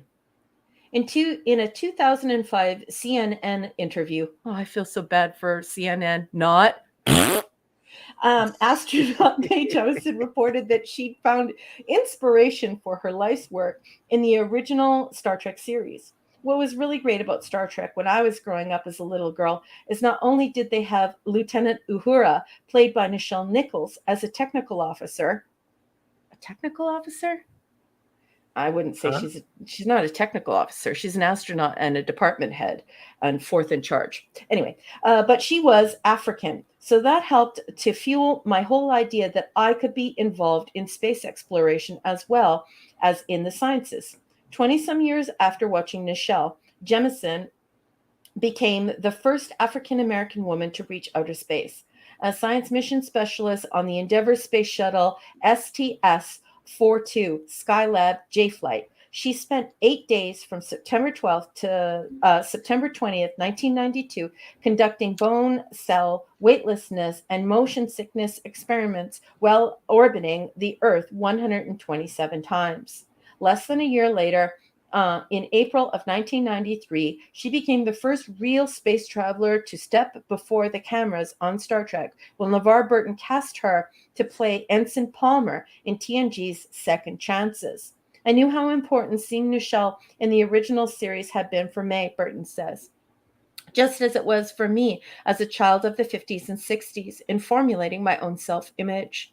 This was an opportunity that I did not want to pass up, to complete that loop and close the circle. And I knew that Nichelle would be thrilled because of her previous commitments to NASA. I thought, let me call Nichelle and say, Mae Jemison, the first African-American woman in space, is going to be on the Star Trek set. Would you like to meet her? And then I'll just stand back and watch that happen. So Nichelle came to the set and met Mae, and it was magic, Burton said, smiling. I remember thinking, oh my God, this is so cool. And that's all the block text has to say about this episode. What'd you think of the coverage? What'd you think of the episode, boss? Well, that is very interesting coverage. And let me say a shout out to a new arrival, Cardinal Sin, with a $10 super sticker. Cardi, good to see you, buddy. Thank you so much for your kind contribution.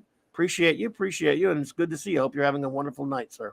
Thank you for supporting Clobby's channel, Cardi. Gil, you're such a great guy. Thank you so much. Appreciate it, buddy. Hope you're doing well. The episode, again, I like the concept, like the idea. I've always thought it was pretty interesting. I think my biggest problem with the episode is a lot of times it was an idea that they didn't do a whole lot with it. Here we get this, and yes, like you said, it's ripped off. Mm-hmm.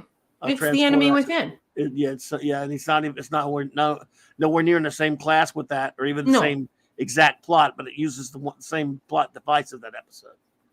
Mm-hmm. And what do we get for our trouble?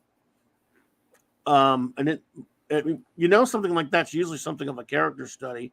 But instead of it being a character study for Riker, it's just a romance for Troy.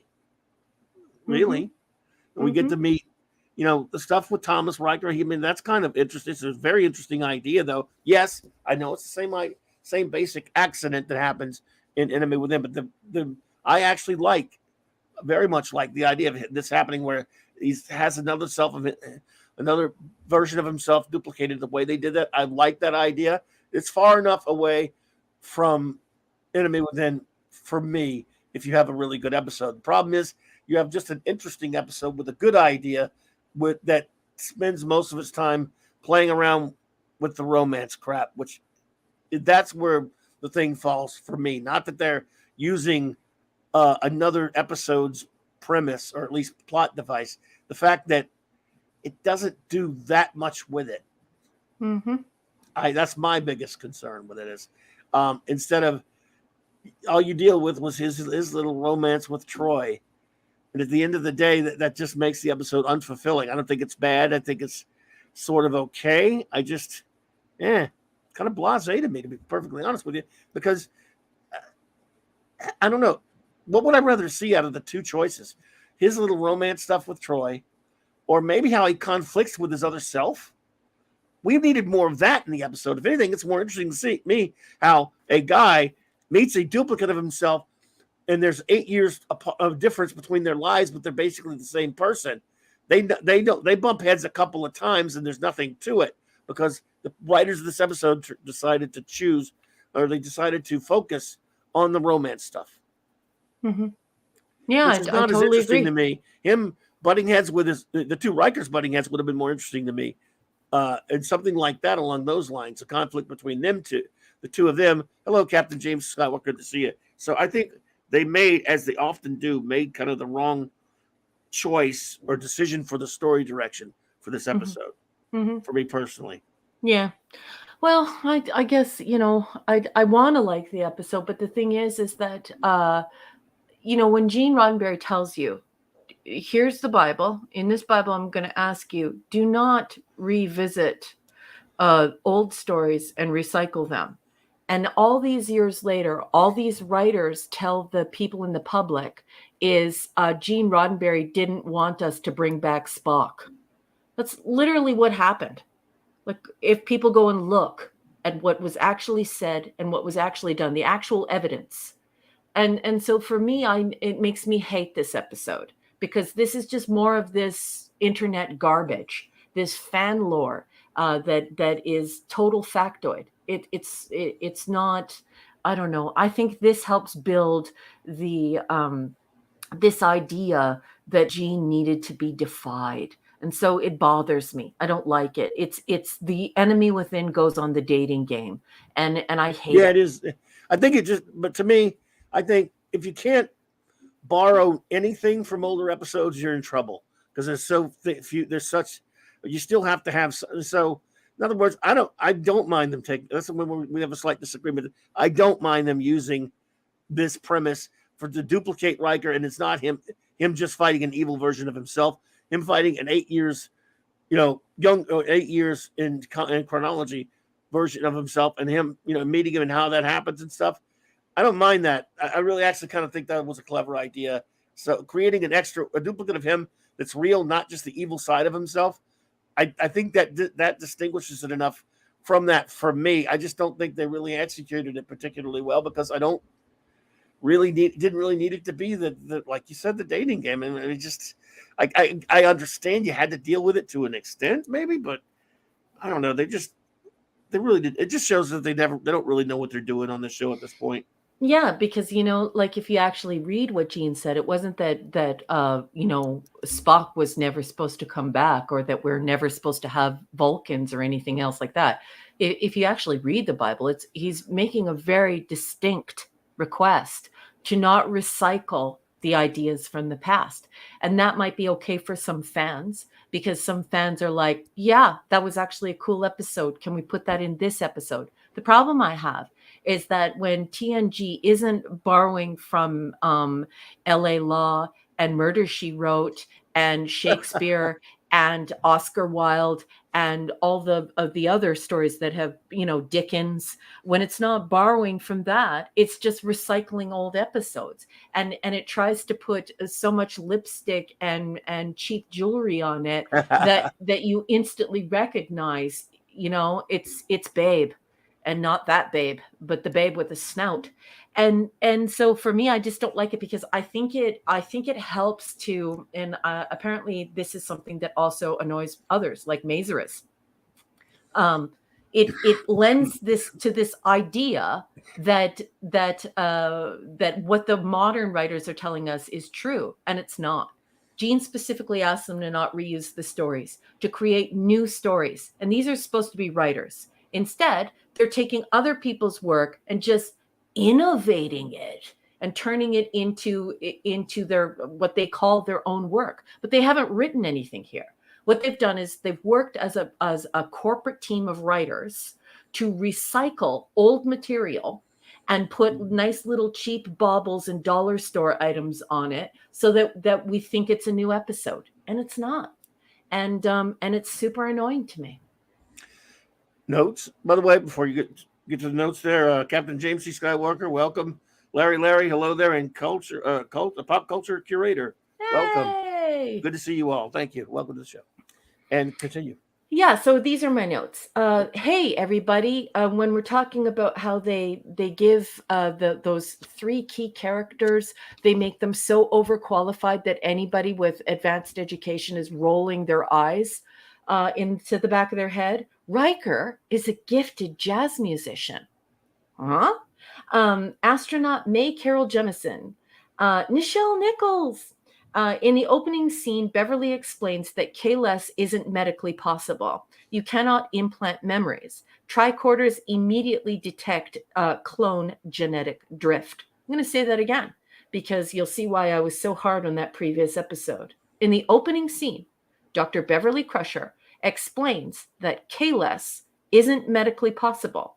You cannot implant memories, and tricorders immediately detect clone genetic drift. The writer's room is performing terribly, as is Jerry Taylor. She is this is her one and only job. Transporters transplant matter. It doesn't double or create matter. Why isn't Thomas given the same service award Riker was given for escaping the Potemkin? Riker, the gifted artist, now he can use a phaser to make a waterfall carving in metal. So this is amongst many of his talents. He's as talented as Beverly Crusher. He's also as talented as Picard. I'm saying that facetiously. Data asking Worf about meeting a double makes absolutely no sense. He's met Lore and quote unquote father. The nature of his query in this regard is totally dumb. Data asking what it would be like for there to be two versions of someone is the stupidest thing that they could put in an episode. They don't watch their own show. They don't watch their own show. So, yeah. That is so true. No, look, what was it? Shooter. I'm with you. I don't mind going back to the past. Something Shooter says, I love Trials and Tribulations. I love Trials and Tribulations as well. So yeah, going back is fine sometimes, but even that's not a ripoff of anything. It is a return to the past. I think that's different. But yeah. Mm-hmm. Anyway, yeah, but there's no doubt that fans like it, folks. That's not the argument I'm making here. The argument I'm making is that the person who created this show, the person who wrote those stories, said, please do not rewrite those stories. So I'm an author, and I write nonfiction and I write science fiction. And so let's say, like, it's never going to happen, but let's say I become a world famous author, and my stories are turned into a television show. And the first thing I write in my Bible is, please do not retell my stories using your own words. Please do not retell my stories in this television series. Make your own stories, please.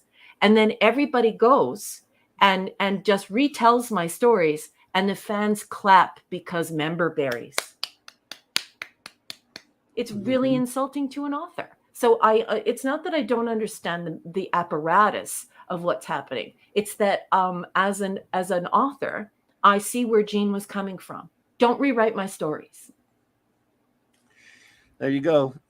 Well, so number one, what is your rating of Second Chances? I had to pick the piece of paper up again. It's a D-, boss. Wow, you went low on that one. I thought I went low, but you went low.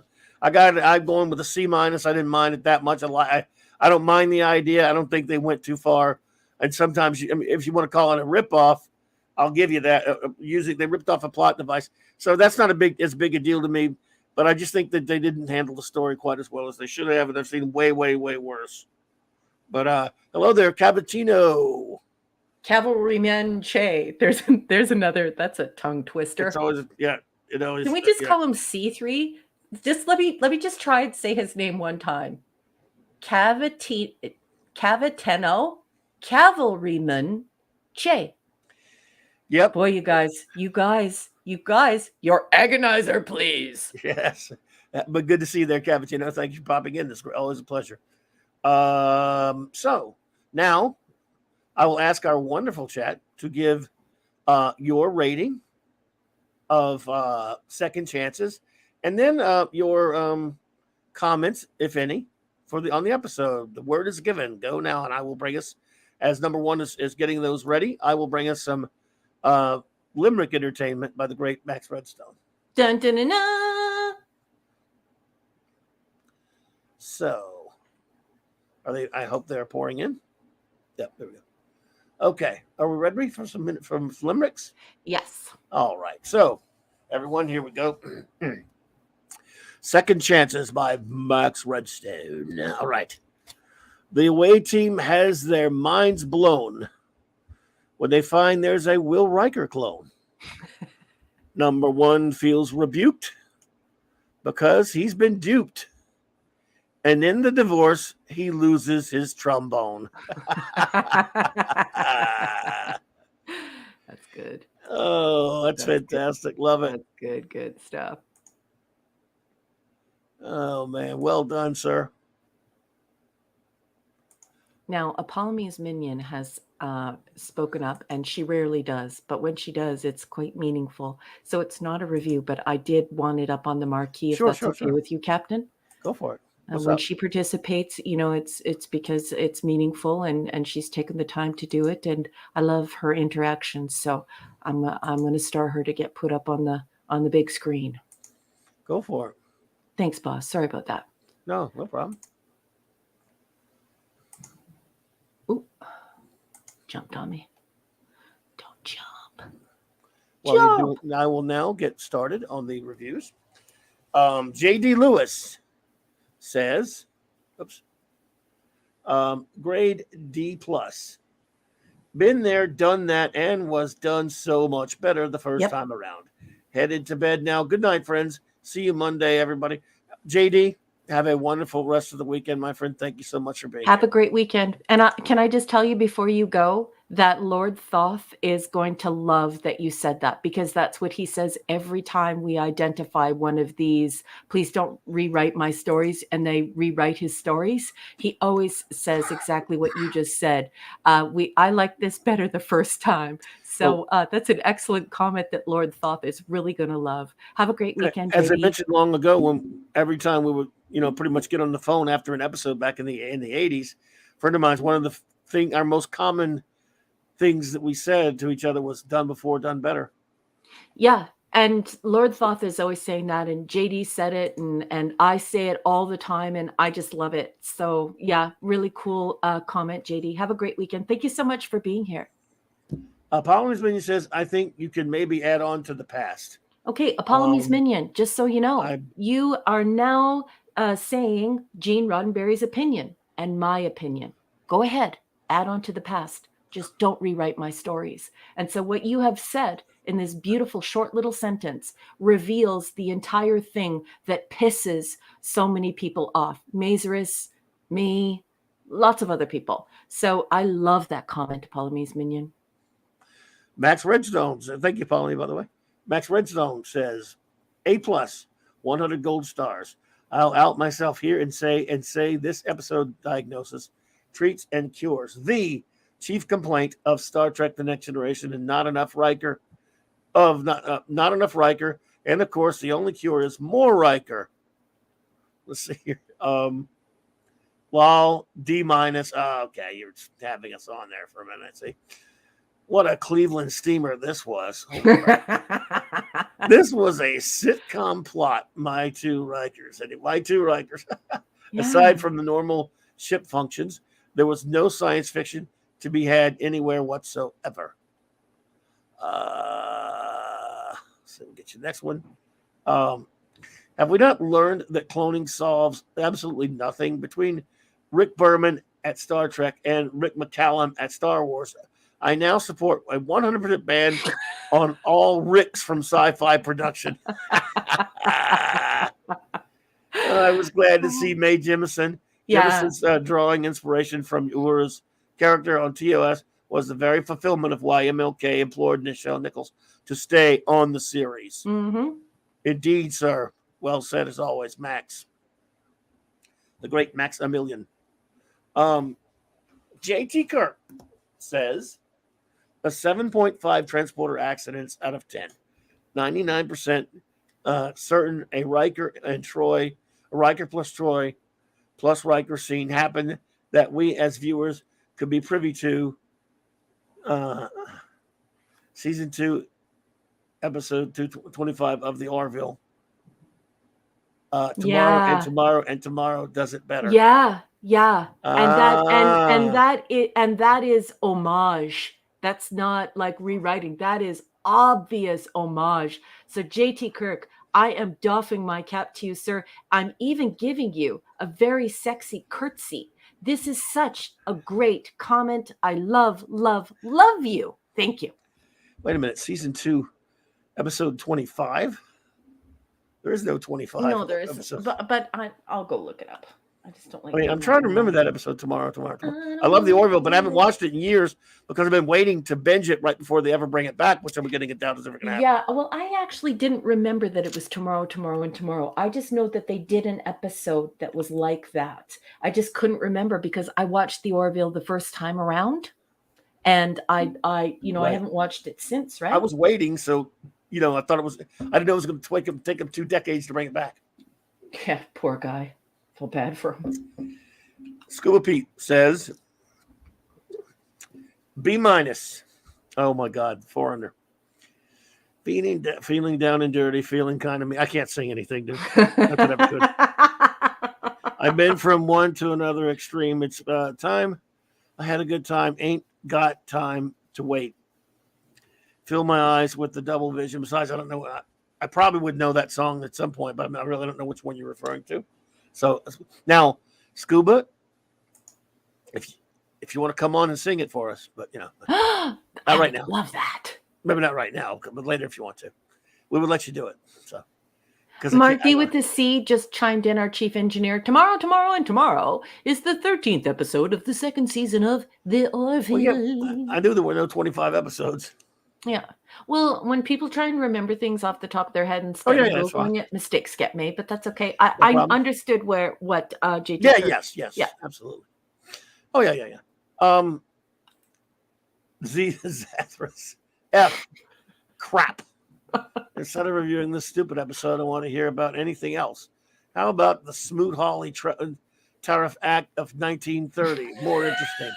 What is the Smoot-Hawley Tariff Act? It's funny you mentioned that. I have had some deep thoughts about that Tariff Act of 1930 of late, my friend.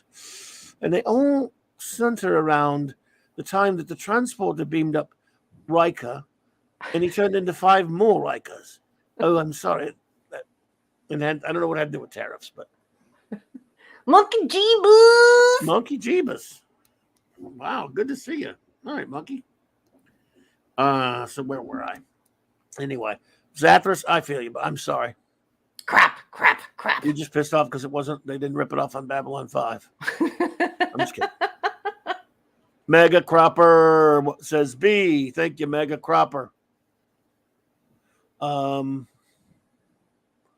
Let's see here. Do we have? Jill only wrote one. I'll tell you what. I'll let you read Jill. Let me go look through again. No. She's only got one. She's only got one. Oh, here we go. She didn't rewatch it. Oh, that's why. B-. I didn't rewatch it, but I remember enjoying the Thomas Riker episode. But aside from the transporter action duplication, I don't remember much sci-fi in it. Yes, I hear you. Oh, Larry says 13th plus 1 season equals 25. Fair enough, Larry. And Zazarus says, exactly. Crap. So, if you will do the honors for Enigmatic Drop Bear. Number 1, go for Drop Bear. 1 of 5. He's got a 5-parter here. C-. Fantastic. The wonky transporter strikes again, and we end up with 2 Decker units and a soap opera. To be fair, Thomas Riker was far more likable than Will Riker.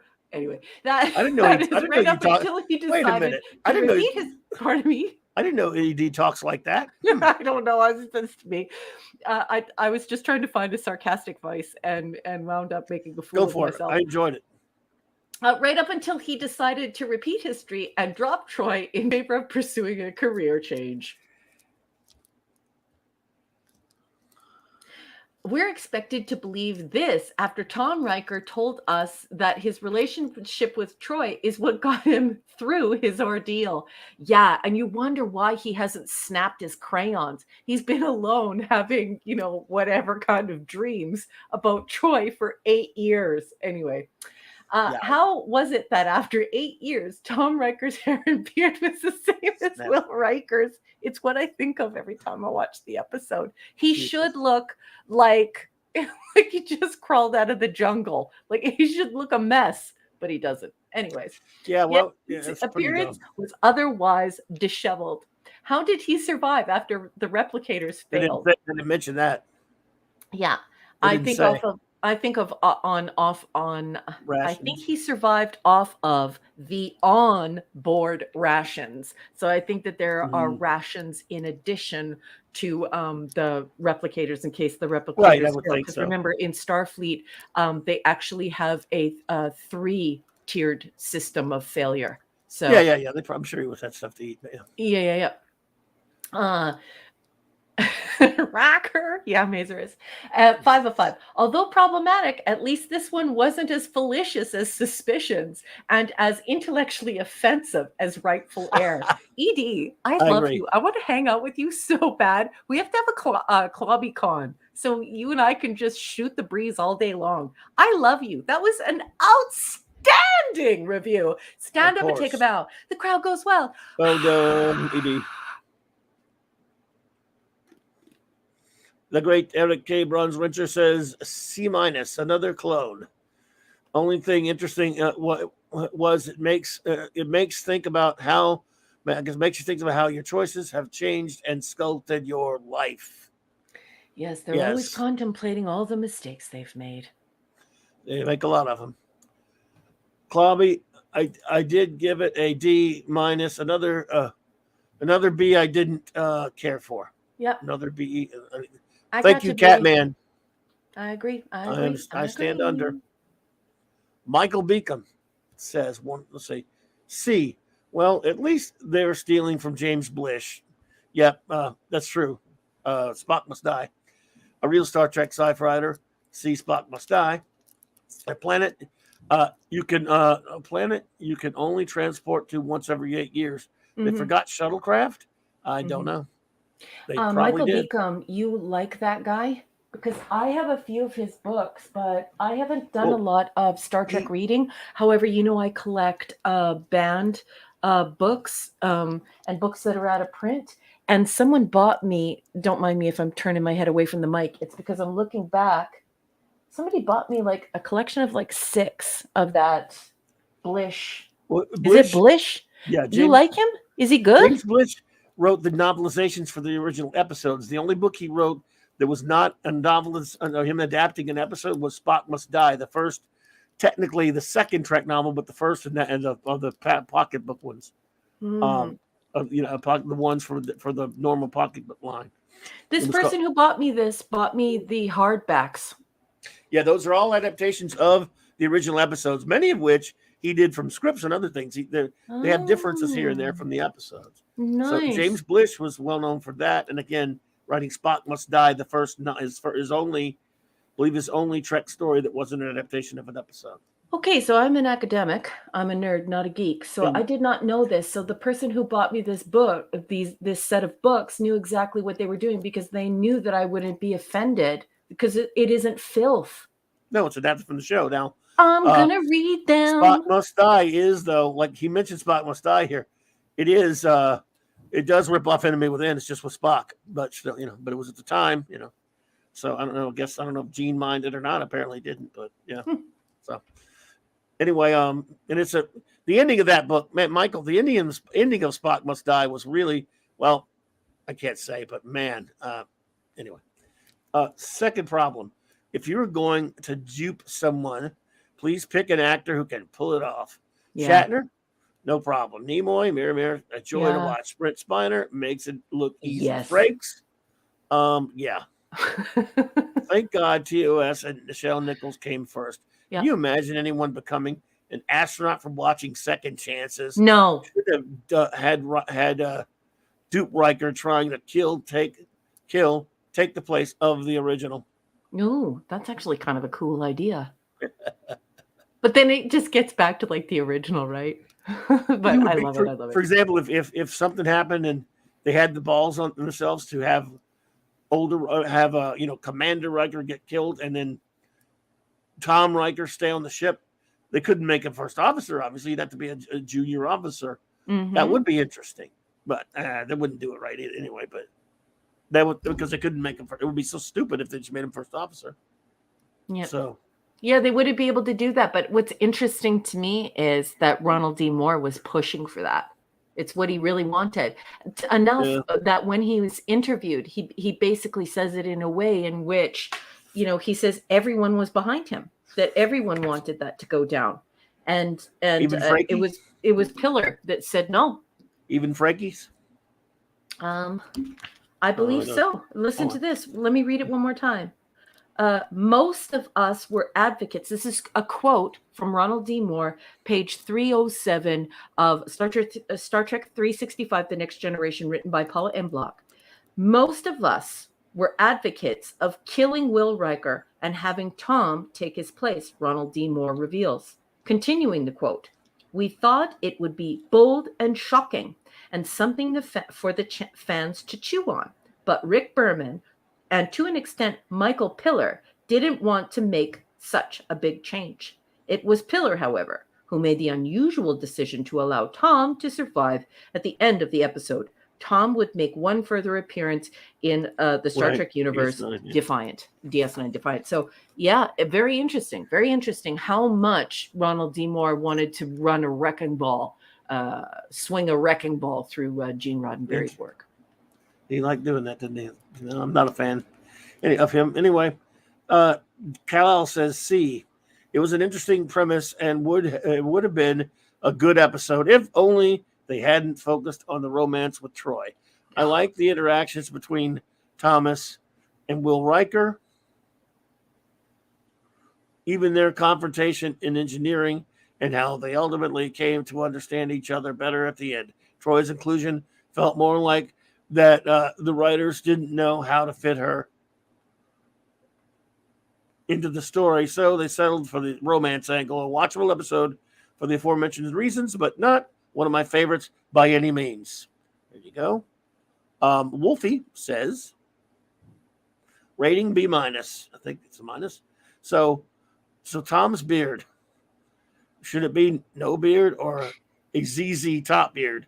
He's still got running machines and stuff there. I guess it's conceivable he could keep it the way he wants. At least they remembered to put the right uniform on him when they first found him. Skin tight season 1 version. The best one. That's Gene Roddenberry's version. But it was uncomfortable for little Poopy Stew. Little Poopy Stew, he wanted to wear something comfy on stage. I think the best of this episode is that it made the sequel. is that it made the sequel. No way would Tom just fit right in the round peg and Starfleet again. Yeah, I kind of liked that episode of DS, and I thought it was pretty good. Yeah, but then they just left him out to dry, didn't they? Holy crap! They just let him be taken by the Cardassians. So Pleasant Valley Picker says C was my rating. Okie dokie. Chris Persia says, it's that time of the morning for me. Bid you all adieu. I'll enjoy the remainder from a comfy sofa and my phone. Thank you, Club and Raquel, for a great evening, and everyone have a wonderful night. Same to you, Chris. Thanks for being here, my friend. Really I'm sending you bazillions of kisses for your sweet face. Thank you so much for being here, and we'll see you next week, honey. Have a good week and have a good weekend. You the man, buddy. Thank you. B- for Dad Man Walking. This started with promise, but Riker's outright contempt for Riker right from the start, and repeat of romance using the same characters. The episode lost steam because those took all of the attention. Sure did. Boy, it's just they never know what they're doing. Pleasant Valley says time to rate. Oh, 2 Rikers. 1 is bad enough.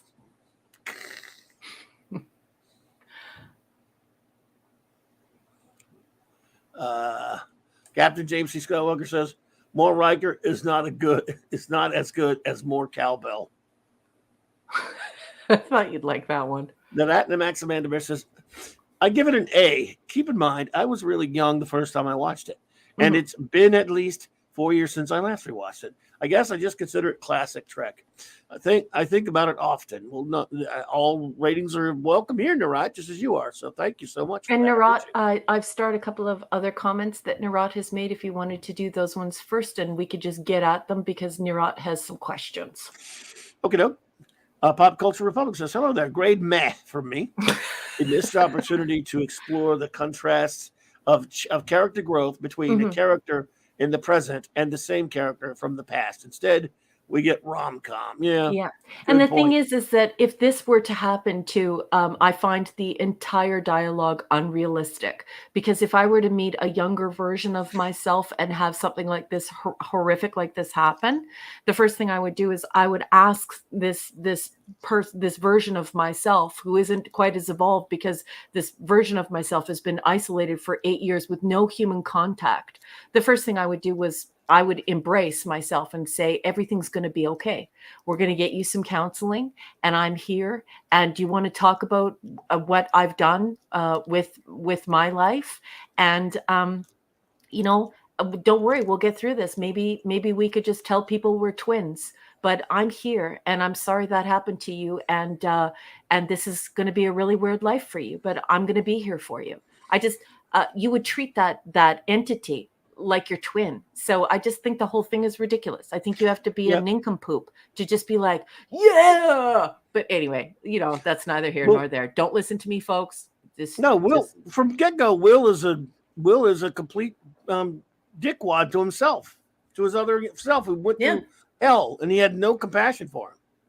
For no reason. Like it would literally be like at that time when Kelly meets the younger version of herself in the Orville. That is way more realistic, because it's almost like time travel. And so you're meeting this part of yourself. And so you would have oodles and poodles of compassion for that version of yourself. And you would be like, I can't believe what you have been through. This is insane. You must be so psychologically damaged from being alone for 8 years. Let's get you some help. I'm going to help you through everything. We're going to do this together. And I'm here for you. And I'm sorry that all of your relationships and your entire life is ruined. It would be like a twin situation. It would not be like this. Yeah, it was just really not very well done. Larry says, should have killed Picard. I'm okay. I don't know what that's coming from at all, but sure. You won't get an argument out of me. Killing Picard's never a bad idea, I guess. But, you got me. It just wrote it. Should have killed Picard. You put that up there as a review. That's hilarious. Cardinal Sin says, I always thought they really dropped the ball by not following up on the Peter Riker character. Peter? Mm-hmm. They could have worked with that character at least as much as they did with Denise Crosby. Thank you, Cardinal Sin, brother. Narat says,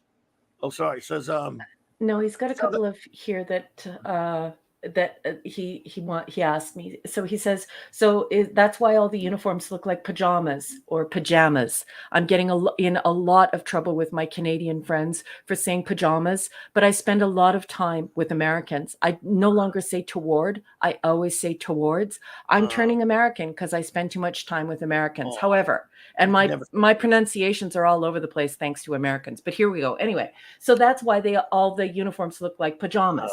Yes, that is why. But let me explain something to you, Nura Anaximandabere.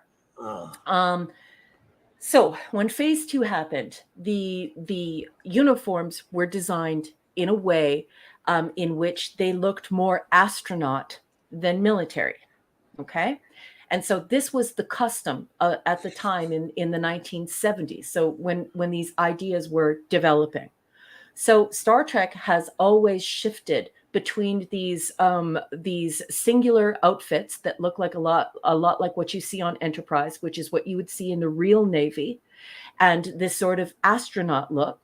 And then whenever they write something that has a more of a military feel, they transition the times, the era, the epoch into that sort of more military look. And they've borrowed a lot of ideas from Roman history, how to dress Roman soldiers. We see this in Wrath of Khan, where they're all wearing red.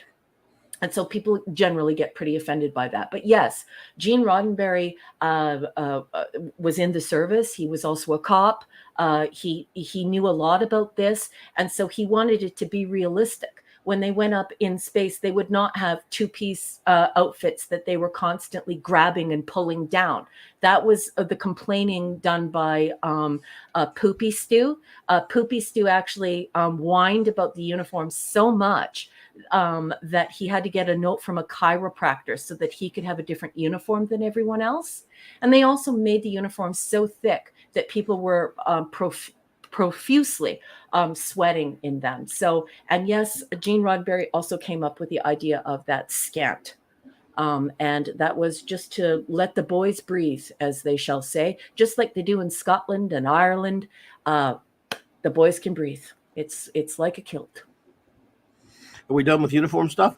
That's it. Sorry. I hate uniform stuff. Sorry. The person asked, so I just wanted the person to know. No, I'm just teasing. I was teasing whoever it was who wrote it. Just kidding, Narak. And that's the other question. I already answered that. Oh, okay. Mr. Tickle Trunk for fall. Thank you for the super chat. You're too kind. Thank you so much. Says the Orville did it better. My first thought, Raquel, would be the same, though my second would be, we can use this to my advantage to prank people. Yes. Wouldn't you? You would have that camaraderie, Mr. Tickle Trunk, wouldn't you? And I love you. It's good to see you. So happy you showed up tonight. Thank you for supporting Clobby. Thank you for being here. Really appreciate that, sir. Dadman says exactly. Raquel, Commander Riker was all over Lieutenant Riker for the very start, with no good reason except for maybe jealousy over try. Yeah, I don't know. Could be. Which is more of that weird soap opera stuff. Yeah, who needs that boring dribble? Mark D says C-. Menage a Troy. Oh no, where is Toxic Man Flute when you need him? Well, we could use him. Huh? I love him. Deja vu all over again, and with TOS doing it much better on the Enemy Within. Good potential, but bad execution on TNG as always. Too much Troy dooms in this episode, and it was a trite resolution with no real conflict pluses. I did like Troy's hairstyle, and she looks better in the regular uniform. What is it with uniforms here? I don't know. They're obsessed. Everybody's uniforming us tonight. We'll do some. So there's gonna be a lot of visits to the agony booth if you keep up with the uniform people. Where are my Klingon paint sticks? Let me go find them. No, I'm kidding. Also, Riker gives away his trombone, so hopefully we won't hear it again. And he'll just replicate another one. Ugh. Well, he just said in space, no one can smell your boys. I cannot believe the hysterical things everyone's saying in the chat. I love this community. I can't read all of these wonderful things, and I can't have Clobby read them all. We'll be here all night. But can I just tell you, I love you.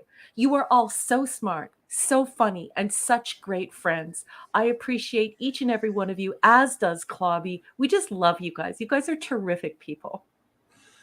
Thank you so much for this $10 super chat. Cardinal Sin says, I really thought they dropped the ball by not utilizing the Thomas Riker character more. I agree.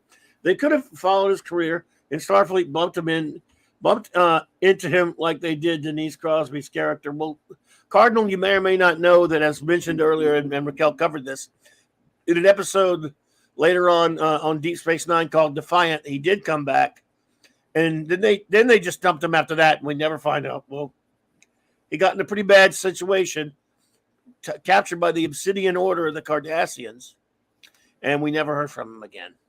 And you'd think that it would have been an interesting episode to do on Deep Space Nine as a guest star of Johnny Fakes, of White Riker actually having the balls to say, that's my brother. I got to go get him out of there. Yes. And he would have gone after to rescue him. Yeah. Wouldn't that have been like, oh, I love it when you do stuff like this. It just shows that you have done some screenwriting. Yes, Clobby, that's what I want. What's coming out of your mind and your mouth is what I want. I don't want this crap. That was around like third season or whatever that Riker came back. So they have plenty of seasons to go. How about an episode, when the Kardashian, when the Klingon invasion's happening and they're in disarray, you bring Jonathan Frakes on for a guest episode, and you have him going to rescue, and you at least give some closure, whatever happens, to rescue Thomas Riker from the Obsidian Order. Yes, and he brings Worf to go help him with the Defiant to do it or something. Somebody in the chat, I'm not sure. I think it's the I have to learn this person's name. You're gonna have to forgive me. It's the other pop culture person, but it's not pop. It's pop culture curator. Yes, I beg your pardon. We're a pretty like a tight community here, and so we have our own like super nerdy, super geeky inside jokes about Star Trek. Poopy Stew is Patrick Stewart. I'm not a super big fan of him because of all the nasty things he's said about Gene Roddenberry and about Star Trek in general. So I don't call him Patty Stew or Patrick Stew. I think his name on Twitter is Patty Stew. I call him Poopy Stew because that's what he is. He's poopy and he's stew. Yes. Yeah. He deserves all the picking on he gets, as far as I'm concerned. Anyway, but I think we're about ready to move on to our next episode. What do you think? We are. Dokie. All right, everyone. So now we're going to move on to our final episode of the evening. Boss, ready? Yes. The Comic Relief Crusader just said, guys, why was I skipped? Honey, can you repost? I did not see. Maybe she could have just. Honey, I would never jump over you. It may have, something could have happened. But look, Gil, I agree with you. It was a waste. But I tell you one thing, Gil, it's a common recurring theme that we've come across in the past couple of months here. We would come up with something mentioned or touched upon in an episode, and we'll go, wow, they should have gone back and done something more with that. And as is often the case, they never went back to it. So this is just one of many things that these fools missed out on. So I'm with you. Comic Relief Crusader gives it a C. I'm gonna say it before anyone else does. Cockfight. Maybe they. So they just missed it, or did that get cut out before you reposted? I believe that it was vaporized because of the word cockfight. Yep. What they put it to that on those?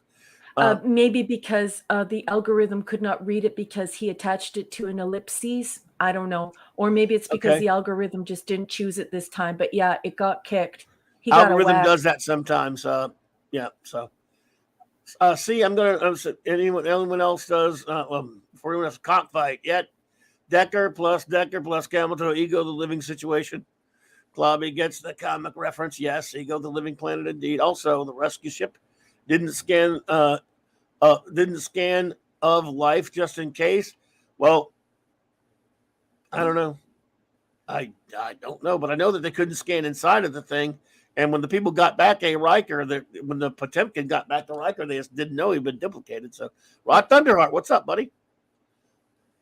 Yeah, but he makes a good point, because if they're evacuating, they would want to say, they would have someone to say, "Sir, I checked the Potemkin. All souls are off the ship." Do you know what I mean? Like, there would be a check and balance. And Alberta is here. Hello, Rod Thunderheart. Hey, good to see you, buddy. Good friend, nice person, author, cutie patootie, good friend. Well, who is ready to go into our final episode of the evening? Let's do it. Okay, our final episode, ladies and gentlemen, is Timescape. Dun dun dun dun. Timescape, Season 6, Episode 25. We all watched this for the first time, well, most of us anyway, on June 14th, 1993. I'm going to be reading extemporaneously from Star Trek 365, The Next Generation, written by Paula M. Block and Terry, well, she only gets help from Terry J. Erdman. He's also a writer in his own right. It's her husband, but he's just riding sidechair here. And, of course, it receives the blessing of everyone involved in TNG. I'm going to be reading from page 310. Oh, I just had a message. Let me just check.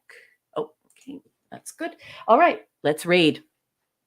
Picard, Troy, Data, and LaForge return from a Federation conference to find the Enterprise and its crew frozen in time with a warp core breach in progress in engineering and a Romulan warbird apparently flying on the starship.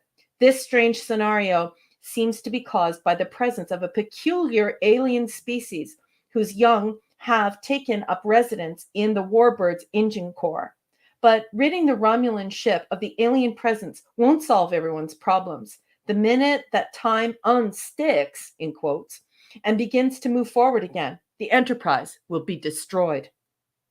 Timescape was my second stab at time travel, says Brannon Braga, or in this case, time frozen. I suspect that by this point, when the audience saw my name on the screen, they knew they were in for some sort of bizarre ride. Yes. And bizarre is what they got. Picard sprouting Fu Manchu-length fingernails, embryonic life forms trapped within an artificial black hole, Beverly Crusher bisected by a disruptor blast, and the Enterprise destroyed by a warp core breach from which it and Beverly miraculously recover. Oh, and did we mention Picard drawing a smiley face on a thick cloud of gas escaping from the Enterprise warp core? Reportedly, Braga's complicated script generated the longest list of required opticals the visual effects crew had ever received. And somehow they and returning director Adam Nimoy managed to put together an episode that was visually stunning, if not altogether logical. It was one of those episodes that read better on paper, Braga admits with a laugh. And there's nothing worse than a bunch of extras standing around pretending to be frozen. You can see in some of those big shots, people wavering, trying not to move, but moving. People standing as if they're mid-stride, but it's obvious they're about to topple over. We were able to do some shots where we froze the frame and then combined it with a blue screen image of someone walking through the action, but we couldn't afford to do that with all shots. What a stupid thing to focus on. You know, like yeah. TOS had such a beautiful stage quality, and you escaped so deeply into it that when it had obvious stage moments, live stage moments, you were so immersed you didn't notice. These people are so preoccupied with like the dumb stuff that no one cares about. Like, if there are 18 plot holes, that's what should concern you, not whether or not people really know that people aren't really frozen in time. Like, hello. Anyway, there's another towel. Shall I read it, Captain? Sure. From 311 then, boss. For viewers who could never get enough of this beautiful ship, Timescape provided spectacular on-screen... Ooh, Wolfie, are you there? JT Kirk, are you there? This is going to be, Mark D with a C. Looks like they're going to be talking about modeling and engineering. Attention, please. Attention, please. All engineering nerds come forward. Report for duty. I'm going to start again. For viewers who could never get enough of this beautiful ship, Timescape provided spectacular on-screen images of the Dex class Romulan warbird. So it's French for some reason. It's got the D and then the little apostrophe and then Deridex. So the Deridex class Romulan warbird, frozen in time and poised for salacious scrutiny. The ship made its debut in season 1 episode, The Neutral Zone, and the 36-inch by 25-inch by 10-inch shooting model seen here all lit up and ready for post-production close-ups was built by, of course we know, Greg Jen or Jine from cast resin and acrylic plastic. Note the beautiful detailing on the ship's back and interior wing surface. Not quite visible is a fixed bottom-mounted rod used to attach the warbird to motion control equipment for visual effects filming. The model sold for $30,000 at Christie's 2006 auction. And that is all the block text has to say about Timescape. Bossman, what did you think of the coverage, and what did you think of the episode, Timescape? Well, at least Braga admits it, that when he writes an episode, it's going to be weird and goofy. This definitely falls under those categories, weird and goofy. Wasn't really time travel, but we don't know what he was going for. I never really disliked or liked this episode a whole lot. I mean, I think they really were trying to do something interesting with the episode. I really do. I think the effort's there, the idea, they're trying to be clever. I agree. They're trying to be so clever. It's kind of entertaining. This episode kind of actually, it's a little kind of silly, but kind of fun. I just don't really have a lot to say about it. In other words, it's harmless. It's trying to have a pretty interesting story. It's trying to be cleverer than I think it is, to be quite honest with you. But it's kind of fun to see all that stuff all over the ship. You're not really sure. Like I say, when they first start. Oh, by the way, it's cool to see them in a runabout. Mm-hmm. I like runabouts. I know that's just the technical stuff. I want a runabout. I always like those things. And where do they get? Well, now I'm calling on you when my ship nerds want to talk ship nerding. Oh, I'm not a ship nerd. I mean, I don't know enough. Well, JT Kirk is a ship nerd, and Wolfie's a ship nerd, and Mark D with the C is a ship nerd. You're a runabout nerd, apparently. No, I just kind of like them. I mean, I love the other ships better. But I think a runabout's pretty cool. I do like runabouts as well, and I like the stories written around them. Yeah, they had some good ones there, but I thought the episode was, cheeky fun. I mean, and it is kind of I really thought by the time we got to the end of it, it was a pretty good. I thought a fairly good engrossing plot with the aliens from the black hole or whatever. I like that was pretty science fiction. On balance, it's an agreeable episode. It is very shocky Brendan Braga. He is that kind of a writer. But this is fun. Like one of his stories that I actually don't mind. I just think that and it was so overfilled, but it was like the overfilling that science fiction fans actually like. Like, these are the mistakes that we actually adore. This is the kind of mistake that I expect from Blake 7, which is there's so much science that we've got to make sure we fit it all in so that you can sort of contemplate what's actually happening. So this is one of the times where they poop the bed, but you're like, this is exactly how you poop the bed in science fiction. This is what science fiction fans expect. There's so much, there's too much, but these kind of mistakes, we don't mind them. We're okay with them. It's an attempt to tell a science fiction story in a clever way rather than just bogging it down with a lot of the crap we've been seeing for some recent episodes. There are a bunch of boring soap opera character BS. To have one that's just a straightforward science fiction mystery of sorts that's relatively entertaining is pretty nice to have. Mm-hmm. Because remember, last week was pretty dreary, and this week was kind of like that as well. Not quite as bad, but dreary. So this was kind of a fun, decent episode, I thought. I never had the problem with it. Yeah, me too. Because if you're going to offend me by trying to insert too much science fiction to the point where I sort of feel like you're struggling to fit it all into the story. Yeah. I loved all the same things you loved. I loved that warp core, warp engine. Alien, I thought that was incredibly cool. I love the fact that, of course, that nincompoop writer has to make somebody possessed. That's typical of him. But in this case, I actually liked it. And I liked clever. That they weren't invincible by creating this sort of deflector shield or harmonic around their body so that they could shift in time and stuff. And I actually, it's not perfect. Like, it's not like I'm gonna come out with an A on it or whatever, but I like it. This is science fiction. Like, praise, the heavens opened up, the sun is shining, science fiction is back. Counselor Cameltoe isn't kissing somebody with her spurpies. What's funny, it's clever, and I tell you what, it's better at being a mystery than Suspicions is it being a mystery. Yes. And that's what this is, a science fiction mystery. And it's, again, it's certainly never like a top tier, but as what we've been getting lately, I thought it's certainly a good episode, a solid episode, I thought. Yeah. This is decent. Yeah, I thought so too.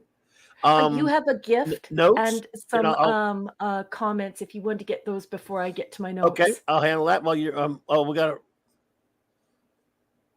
Oh, we got that one already. Okay, go ahead and give your notes. Let me do this real. Yeah, let me get it first. I'm sorry. Yay, Mr. Tickle Trunk for $10 Canadian. Thank you so much. Droning accent. Star Trek Hard just kept rolling in one looting incredibly unbroken sentence, moving from failure to favor so that no one had a chance to interrupt. It was quite idiotic. Yeah. So that reminds me, you've all seen that video called Data and Picard by that guy who puts them together singing, and he sings that. Oh, you got to see that. It's hilarious. The runabout design was really nice. Probably my favorite of the smaller vessels. Yes. Thanks, Kit. Indeed, Kit Kat. Thank you for joining in the conversation. I hope you have a good Kit time Kat, here. Absolutely. Go along with the notes. Okay, here are my notes, folks, and they're really short for this one because I actually like this episode. And if you're going to do something poorly, but you're trying to do something very excellent, I'm somebody who will really, really appreciate you for that. Yes. So it is bizarre that Picard and Troy would bond over being bored at an academic conference. So remember that Picard is a captain. He's trained as a captain to the point where he fully understands every little tiny movement and ship system, the human resources, the astrophysics. He's studied his entire life to become a galaxy class starship captain. Okay. But remember, we were also told that he's a Shakespearean expert.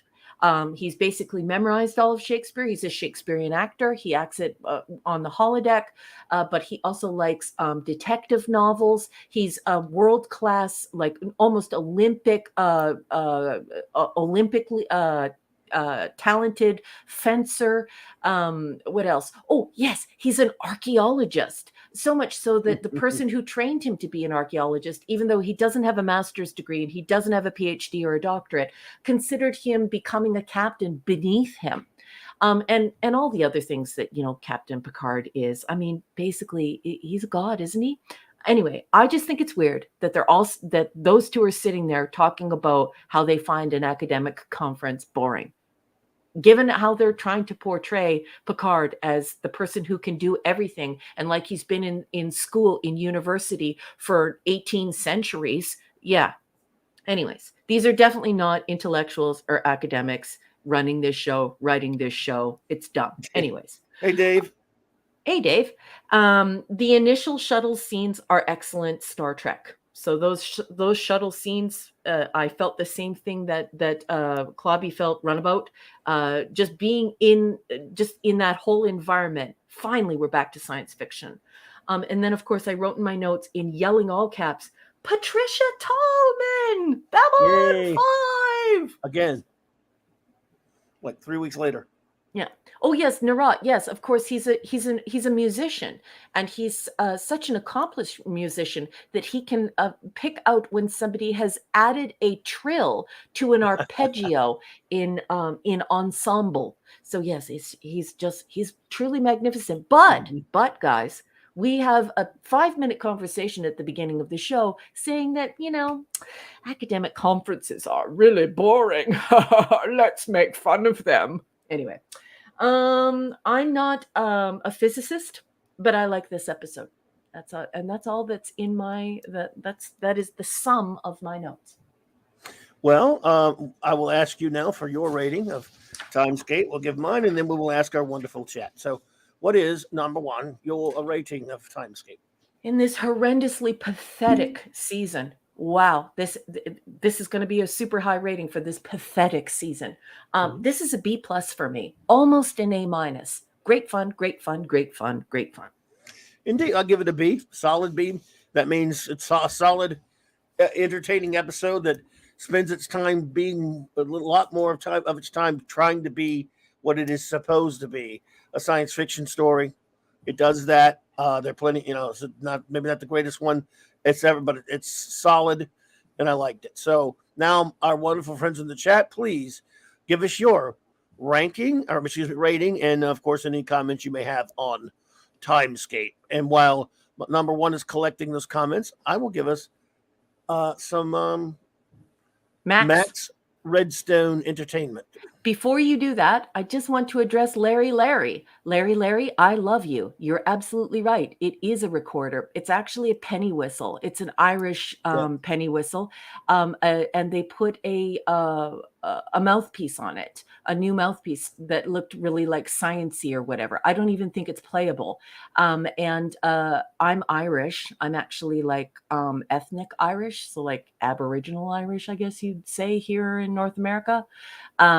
But I don't speak Irish. But in Ireland, that instrument is, I believe, called a fadog. I don't know how to pronounce it. I can write it for you, but I don't know how to pronounce it. But thank you for bringing that up, because I hate it when people call it a flute. It makes me mental. So thanks, Larry. Well, is everyone ready for a Max Redstone classic? Yeah. All right, here we go, folks. All right, everyone, here we go. Timescape by Max Redstone. Picard's emotions one might not impeach. Professionally distant, almost out of reach. Yet the French man of steel has one Achilles heel. He has to laugh at any slow warp core breach. This is great. Oh my God. You're the man, Max Redstone. Yeah. So good. Oh, shite. That's great. All right. We got some start up in here. By the way, thank you, Larry, for the $1.99 super sticker. You are too kind, my friend. Larry! Thank you. Wolfie says, B+. The Premonition, Outer Limits, Season 2, Episode 16, 1965. This is one of my favorite episodes of the Outer Limits, where an X-15 rocket-powered research aircraft pilot and his wife become trapped 10 seconds ahead of their time and watch time unfold to catch up. I love the show. I have the episode, but it's been probably since I watched that one. But now I want to watch it again because I love that show. I have to go back and rewatch them all as well. I love the original Outer Limits. Yeah, me too. Great show. Yeah, Mega I Cropper love it. gives it a B. Thank you, Mega. Thanks, Mega Cropper. Appreciate you. Khalil says B-. The frozen time trope as sci-fi concept used in this episode is an interesting premise, and it was executed fairly well in this episode. Yeah. The revelation of what was causing the dilemma wasn't entirely surprising at the conclusion. Entirely wasn't surprising, and the conclusion was satisfactory. Maybe I missed the word there. Sorry. Larry, I have asked Max Redstone to consider publishing his TNG limericks, and I've offered my help to him, and I love that you're cheering him on. Yeah, he's very talented. He does it for us every week, Larry, and Clobby and I cannot believe it, like how talented he is and how generous he is with his time. We love it, and no pressure on him, of course, but I hope he will publish this as a volume so that we can all buy it from him, because I cannot believe what he's done here. And Clobby feels the same way. We just love it. Absolutely. Well, see, it confuses me. Wolfie, I had to go back. You put 1 of 2 and then 2 of 2. Then you got 3 of 3 on here. So I thought I'd missed 2 of them. With my horrible memory, man, I had to go back. I was worried if I didn't read any of yours. So no, just always watch that if you can. No biggie, but let's see. 3 of 3 runabouts are effing cool. Way more detailed and better designed than the full-size shuttle sets. Mm-hmm. It's even got bunk beds. I saw this. Love the warp core breach. Love the fingernail gag. There you go. Yeah. Indeedishness. Max Redstone says, B, after 4 episodes of jettisoning the aircraft's laboratory upon the audience, it is relatively pleasant to have our science fiction show once more exhibit elements of its science in its fiction. Yes. Yeah. So the concept of beings that have a non-corporeal existence whose young are threatened by an artificial singularity aboard a Klingon ship is quite novel and well developed here. I'll agree. I really like that. I totally agree, Max. That's what I'm looking for in Star Trek. Here's my biggest problem. How much actual time was there from when Picard and company restarted things until the moment when the runabout flew into the energy beam? 2 minutes? I don't know. Good question. After that, the warbird disappears and it's gone forever, I think. So, in 2 minutes, the Enterprise was able to, I think, rescue the remaining Romulans off the warbird. A ship, I assume, has a crew of several hundred. Mm. Yes. Good point. Boss man, Wolfie just said, sorry, Clobby. I'm just tired. He's had a long day. Don't worry about it, Wolfie. I only pointed it out because I didn't want you to think I was missing you. Never worry about that. I only point out because I just don't want you to think I was purposely, not reading your tweet there, your post. But you're good, buddy. I appreciate you. Michael Beacom says, C+. At least when TOS did Wink of an Eye, we had Deela in her William Ware thesis outfit. Yeah. Yeah. Braga really needs Time Tropes Anonymous. Hi, I'm Brandon, and I can't stop doing bad Time Warp episodes. I love Michael Beacom so much. So funny. Let's see. He's got a second one somewhere. Let's see. There are multiple nerdgasms happening over the runabout in the chat. Everybody loves it. Is there a second? I'm supposed to be a second. Michael Burnham one. Michael Beacom one. Sorry, Michael Burnham. Just kidding. It's like a Michael Burnham. I'm sorry. I'm going to get my Klingon pain sticks. I don't see a second one. It's not starred anyway. I hope it got saved. I'm looking. I've just got one of 2 at 52 minutes past the hour and nothing after that. I'm looking through it again. Okay. If you hopefully he didn't get vaporized. Okay. Well, just so folks know at home, you don't even have to be guilty to get vaporized by the stupid algorithm. Okay. Well, Kal-El, while you're looking for that, Kal-El says B-. The frozen time trope, a sci-fi concept used in this episode, is an interesting premise, and it was executed fairly well. The revelation. Oh, did I unstar that one? No. He put up an apology for that. So he said, "Sorry for the reposted review, Clobby. It didn't look like they had gone through the first time. So please disregard my second posting. I didn't know I've already retracted both messages, but it happens anyways. Okay. But don't worry, sweetness. Okay. It's okay. Okay, no problem.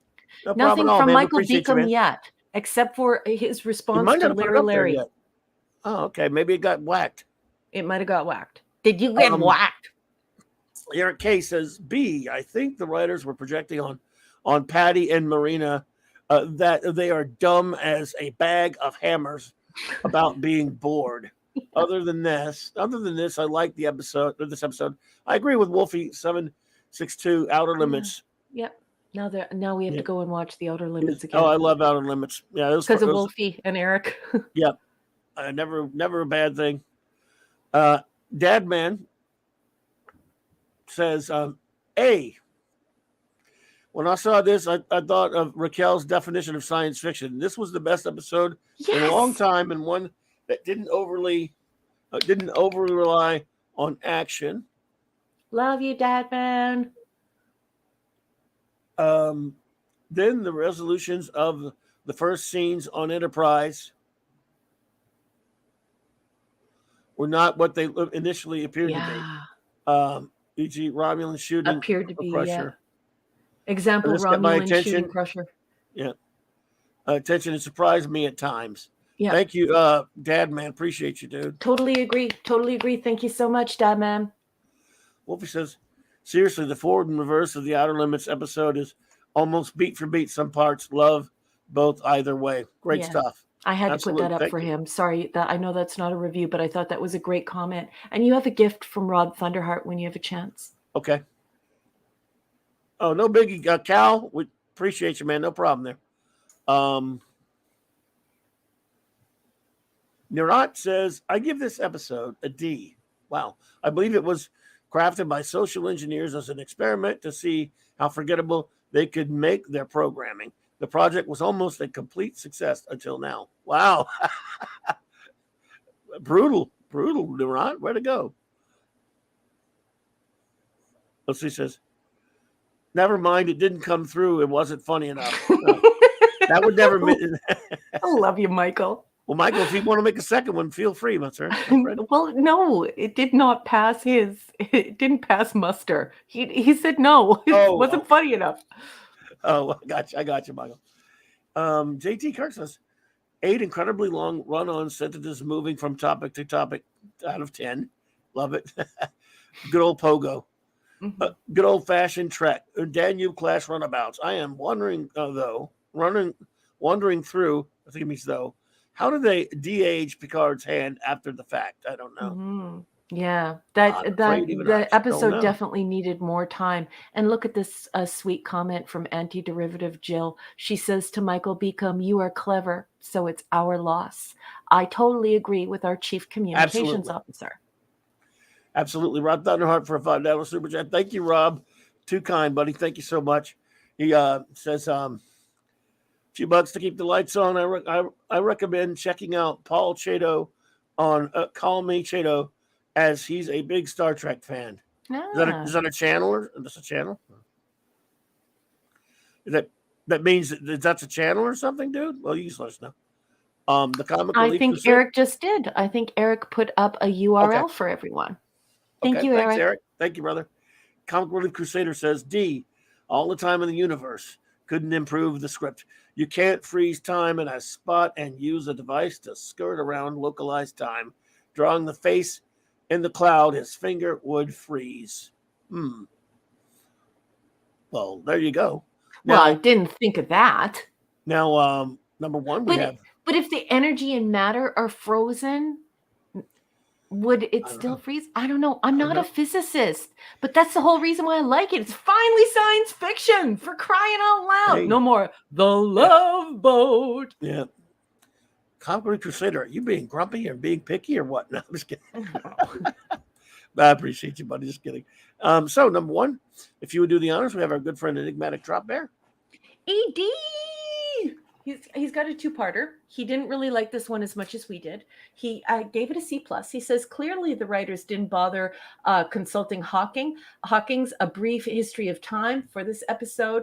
A too clever by half story about time dilation and the time travel that is ignorant of causality.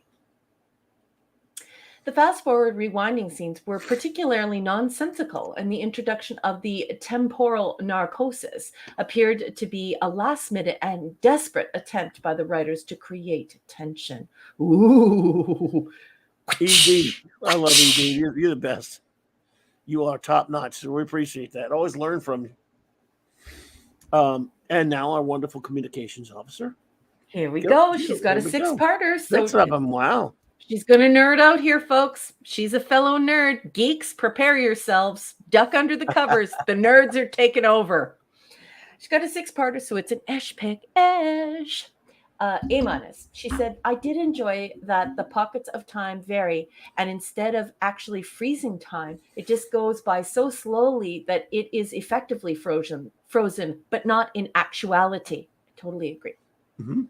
I also like that the temporal pockets each held inconsistent time speeds, but am unsatisfied at the lack of revelation on how time speeds can also reverse the time in the time fields. I agree. I didn't really like the backup part, but I overlooked it because it was like, maybe it's because I've crawled 100 miles in the desert of the Love Boat, and now in the desert of the Love Boat. Do you like how I played that up, Scuba Pete?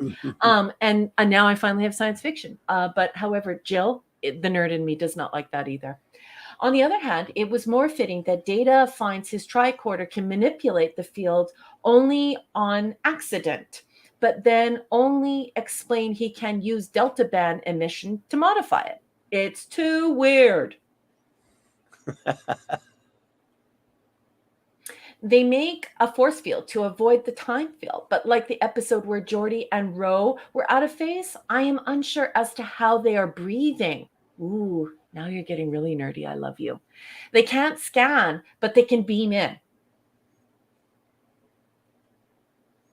5 of 6. Everything being nearly frozen in time is cool to see. And Picard getting temporal narcosis and drawing a happy face in the breach cracks me up every time. Cracks like the warp core. Nerd. It was fantastical, silly nonsense, but it was delightful. Yes, with all the right turns. It's the best of the night, so I'm probably giving it too much credit. Yes, I love you. I'm the same way. Agree. It's a great break from the drama. Mwah, mwah, mwah. I love you. Stand up and take a bow, lady. Just take a bow, everybody. You gotta clap for Jill. That's the best review. Also, you have a gift from Narot Anaximandabea. Oh, Narot, thank you so much. I appreciate it. Hey, Clobby, can you get Raquel to go on the Sunday night Doomcock stream? That's up to her, of course. She's been invited and she can, but she's very busy on Sunday nights. But thank you for asking. He has asked as well. And we all love Doomcock here, and we go on there when we can. So, yeah. Yeah. Let me just be clear and say this on air. I've known Doomcock since 2017. When I was a working professor, he followed me. I had no idea what he was about. I watched his videos. I thought he was wonderful. I immediately followed him back. I thought he was such a kind and wonderful person. He has always been so generous to me and kind to me. I enjoy his company immensely, and I love promoting his stuff. I just think the world of him. I think he's a very sweet person. The thing is, Narot, is there's nothing going on behind the scenes where it's that I don't want to appear on the Sunday show. It's that I have a family. And my family day is on that day at that exact time. So it's very important for me to be at that family day on the Sunday at the exact time in which that show is on. So it's just an unfortunate scheduling thing.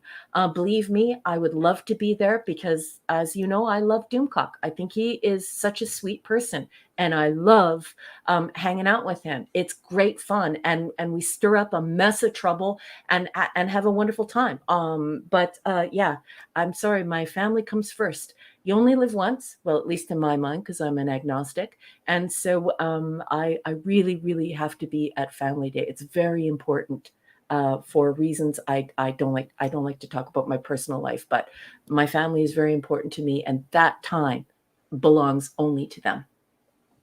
But we thank you for that so much, Narot. And again, all hail Doomcock. And again, she has been on there before with him. It's just like she said, there's so much going on, and you got to. You only get a certain window to do things, but you can get everyone together for things like that. You know how it goes. So, but all hail the great Doomcock. And now for our final review of the night, our chief engineer, Mark D with the C, says A-.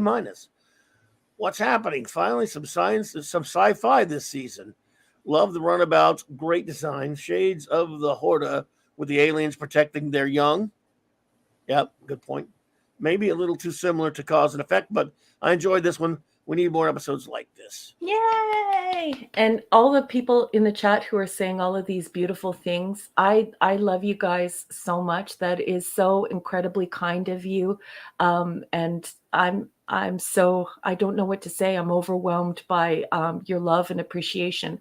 Yeah, I love hanging out with him too. He recently did a show on Star Trek, and Claudia and I were both going to appear, but I had a very, very important family dinner to go to, and so I went to it, and I missed that show. But man, I bet you all had a wonderful time shooting the breeze with him about Star Trek. I bet it was legendary.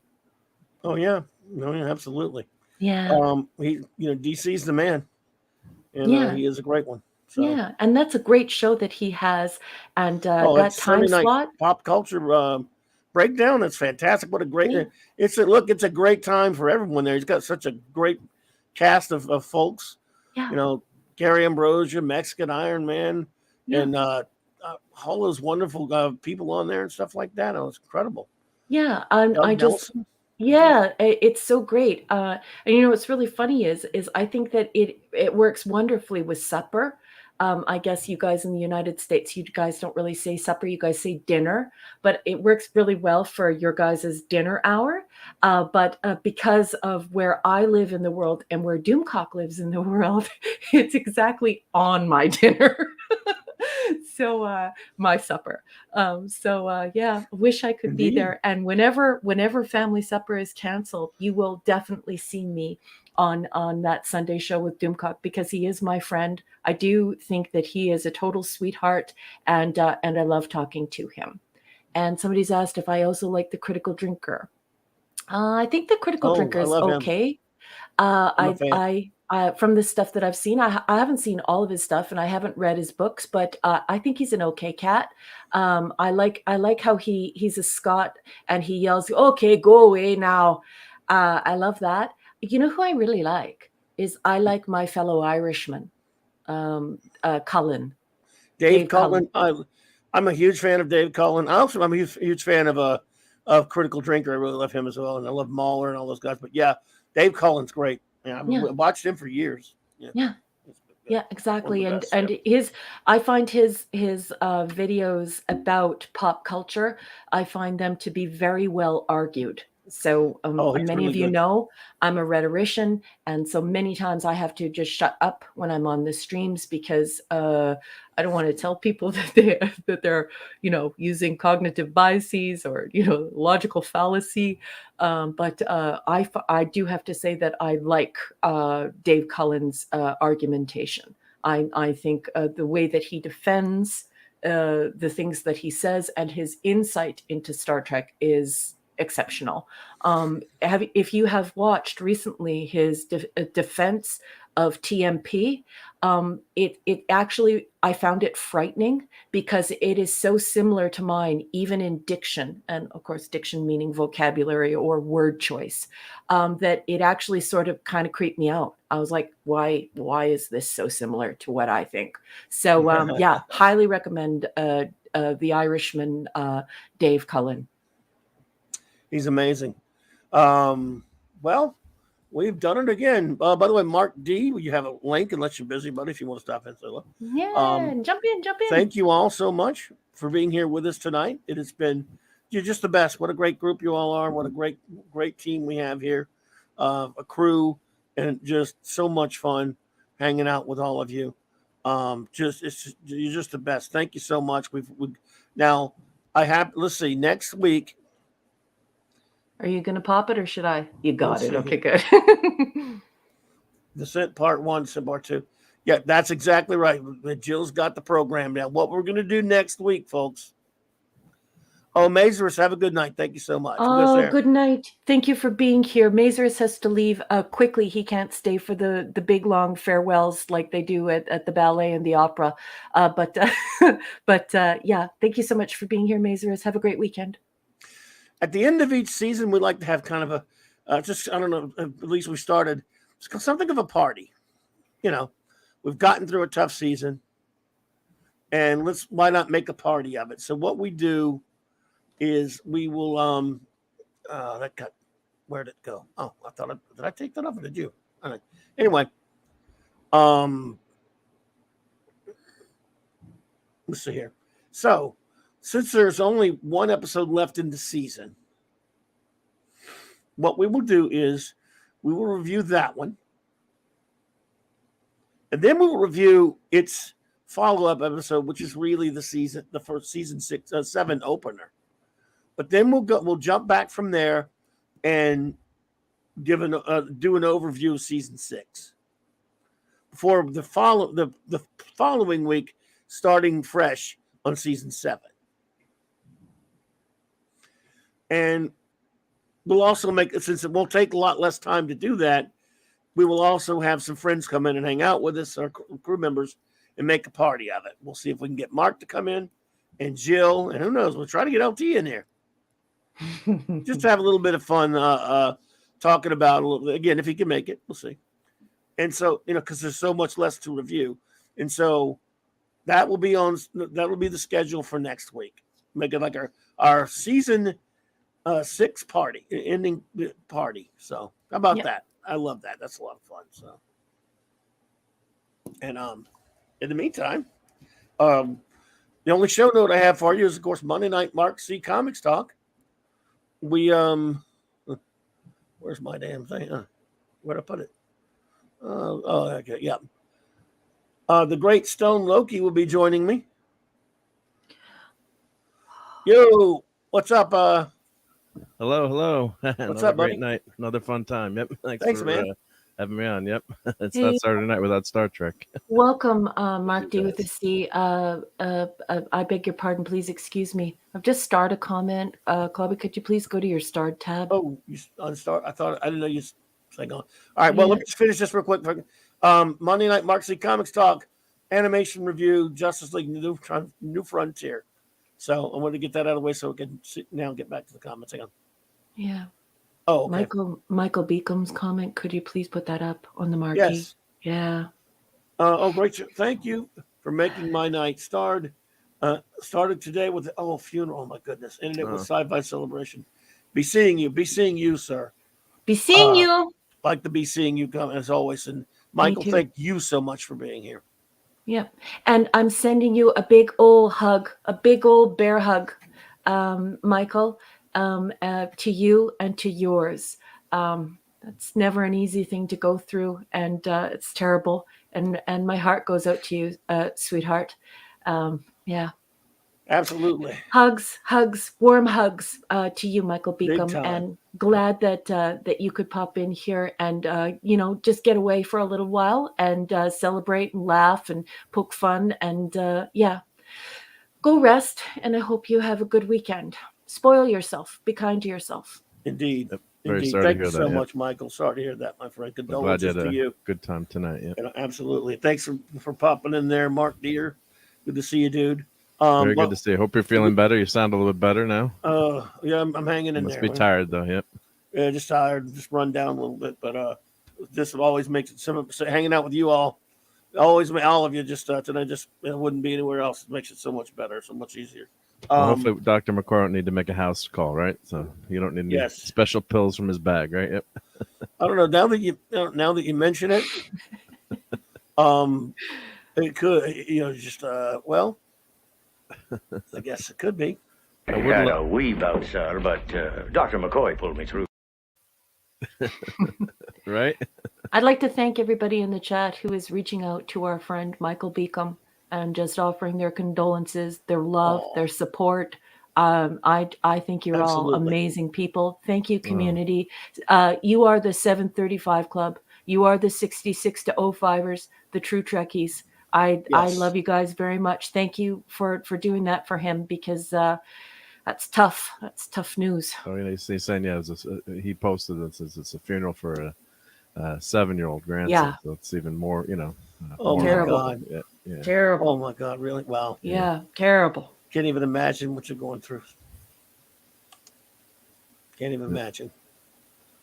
Well, thank you so much for that, Jill. I really appreciate you.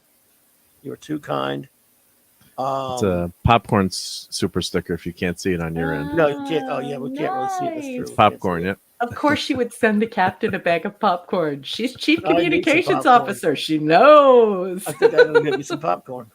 Yeah, I'll make you feel better. Yeah. It might. It might. Thank you, Jill. Okay. One other show note, of course. Please join the great Mark D with the C for Sunday Night Geekery tomorrow night. Thank you. Assuming you're doing it.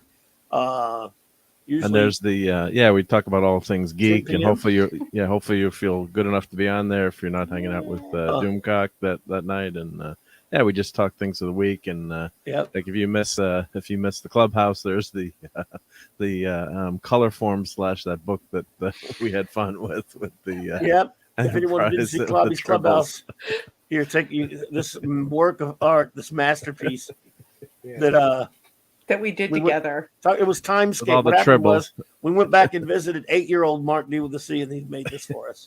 The worst of that sticker thing that we did, you can blame on Pop Culture Republic. That's true. Pop Culture Republic was the big troublemaker right there. Yeah, Pop was like, okay, we're taking this in a totally absurd direction. Let's do something. That was fun, yeah. Oh, anyway, but thank you all so much. We're going to do our shout outs now. Gonna crack my knuckles and jump for joy. Got a clean bill of health from Dr. McCoy. Said now to Eden, yay, brother. Okie dokie. Well, of course. Hey, Larry, I think a lot of people feel that way. I think almost everyone has felt that way at one time in their life. And I think sometimes the feeling comes and sometimes the feeling goes. But I want you to know that you're not alone. And you can always come and hang out here. But, certainly that's not an isolated feeling. The world has been very difficult and life can be very difficult. Yeah. And the more you care and the more integrity you have and the more will you have, the more difficult life can seem sometimes. But I want you to know that you can always come hang out here, and you are certainly not alone, Larry. Everyone has Larry. The key is that you don't make it all the time. Don't feel that way all the time, and make get it to as few times and make it as infrequent as possible. That's all. That's the best you can do, because you do belong here. Everyone does.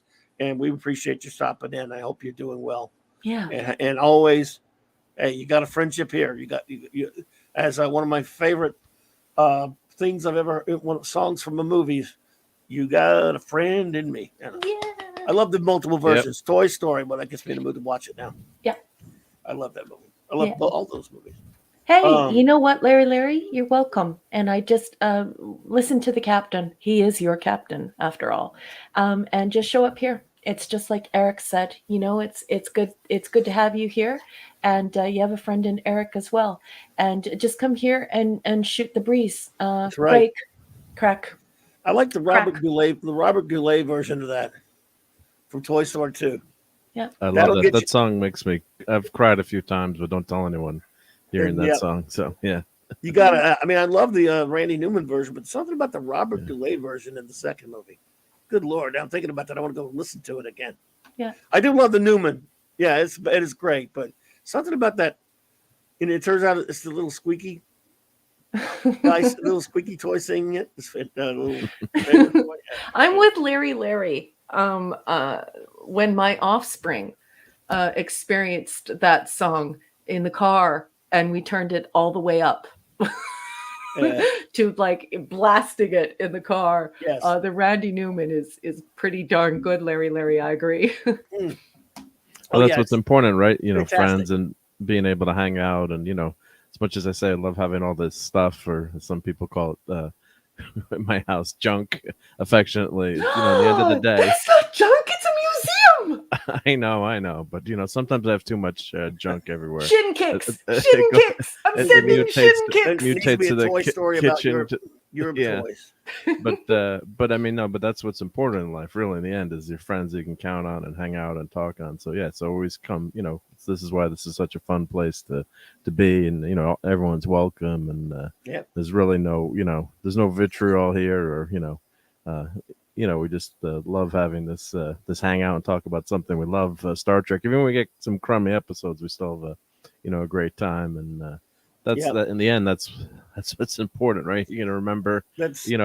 depending on what your religious beliefs are, if you think this is a one-time go around or we get a second chance, what are they going to remember in the end? Like, how many, widgets you had or things you had, or, was it the friends you made, or, what you did or what you gave back or volunteering or things like that. So people that's will what I was never trying to think remember about. what you said. People just don't remember what you say. You know what people remember? How you made them feel. That's right. Yep. And Pleasant Valley Picker, thank you, sweetheart. I love you too. And I'm glad that this is a space for you to have a great time. When I walk into a con and it's a Star Trek con, the first thing I yell is, my people! Yep. Honey, you're here with your people. Indeed. Yeah, we can have fun talking about this stuff, but in the end, that's not the stuff. Isn't what's important, or it's just the common point. Yeah. The ship's dog. The ship's dog has approved the stream. There we go. This just in. Simi has approved this stream. Yay, Simi! Yeah. We love Simi. Anybody who hasn't seen those videos yet, you got to go check out Apollome's doggy videos. You do. They're the best. Yep. Simi is a fabulous pupperoni. Oh, we'll have to get that picture uploaded, with a seal of approval. Raquel, by the way, the video Max did, that you send, I don't think it transferred to the type of format that I can do here. So, the creature. Oh, it did wasn't MP4, was it? Okay, just hold on for 1 second. Just hold on for 1 second. I just want to hold on. Or if I could, maybe I can show it because it would give everybody a lot of fun, a fun laugh for tonight. Hold on. Just let me get it to Mark. We'll see if Mark can do it for you. Hold on. Okay. Take him. You don't put him. He's the engineer, but you want to put him to work. I'll tell you what. I don't mind. It's on its way, Mark. While they're doing that, I'll start doing the shout outs, and then we'll have a little surprise for you. Honey, go, Mark. And Twitter? No, the Google Drive. Google Drive, okay. Via email. All right, we're going to start. I'll start doing the shout outs. Professional one. While they're doing that, we'll have a little fun surprise for you all in just a second.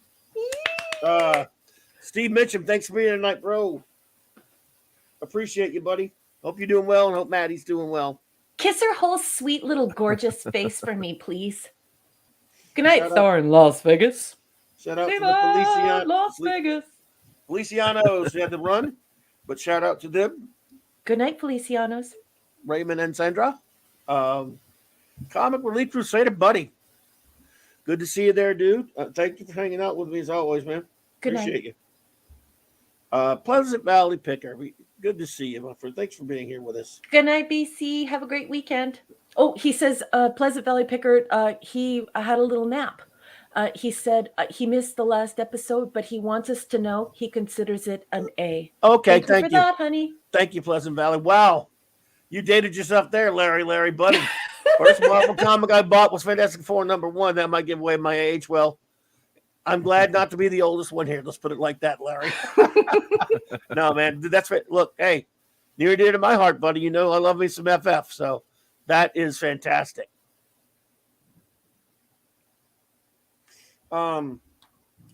The Catman, aka Dee Dee Myers, thank you so much for being here tonight. We appreciate your participation, and I hope your lovely wife is doing well. Yes. Dee Dee, let your wife know that I said hello. And good night. Have a great weekend. The great Scuba Pete, buddy. Scuba Pete! And Leslie and and your offspring and just your whole family. I love Scuba Pete's whole family. What amazing people they are. Kal-El, buddy. Thank you for being here, bud. Real soup. Real soup indeed.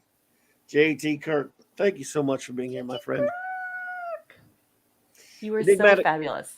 Enigmatic Drop Bear, you're always amazing. Thank you so much. Outstanding performance this evening. You dropped the mic, Bear. Max Redstone. What an extraordinary, amazing contribution. As always, my friend, you're amazing. Thank you so much for being here. Incredible. Yeah. I believe he may have had to run, but the great J-Man was here for a while. Buddy, so good to have you here, man. Apollome's Minion and Pupper, thank you so much. Little pupperoni. Kit Kat Catastrophe, so wonderful to have you hang out with us. Appreciate you. And thanks for jumping in the chat. Thank you. Wolfie, thank you so much for hanging out with us, man. It's always a pleasure. Oh.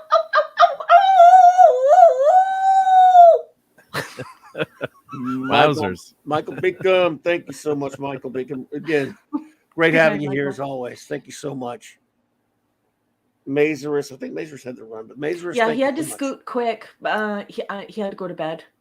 I think LT had to run, but LT was here for a second. So, Lord Thoth, shout out. Avon lives. Long lives the Legion. Mm-hmm. And Mrs. LT.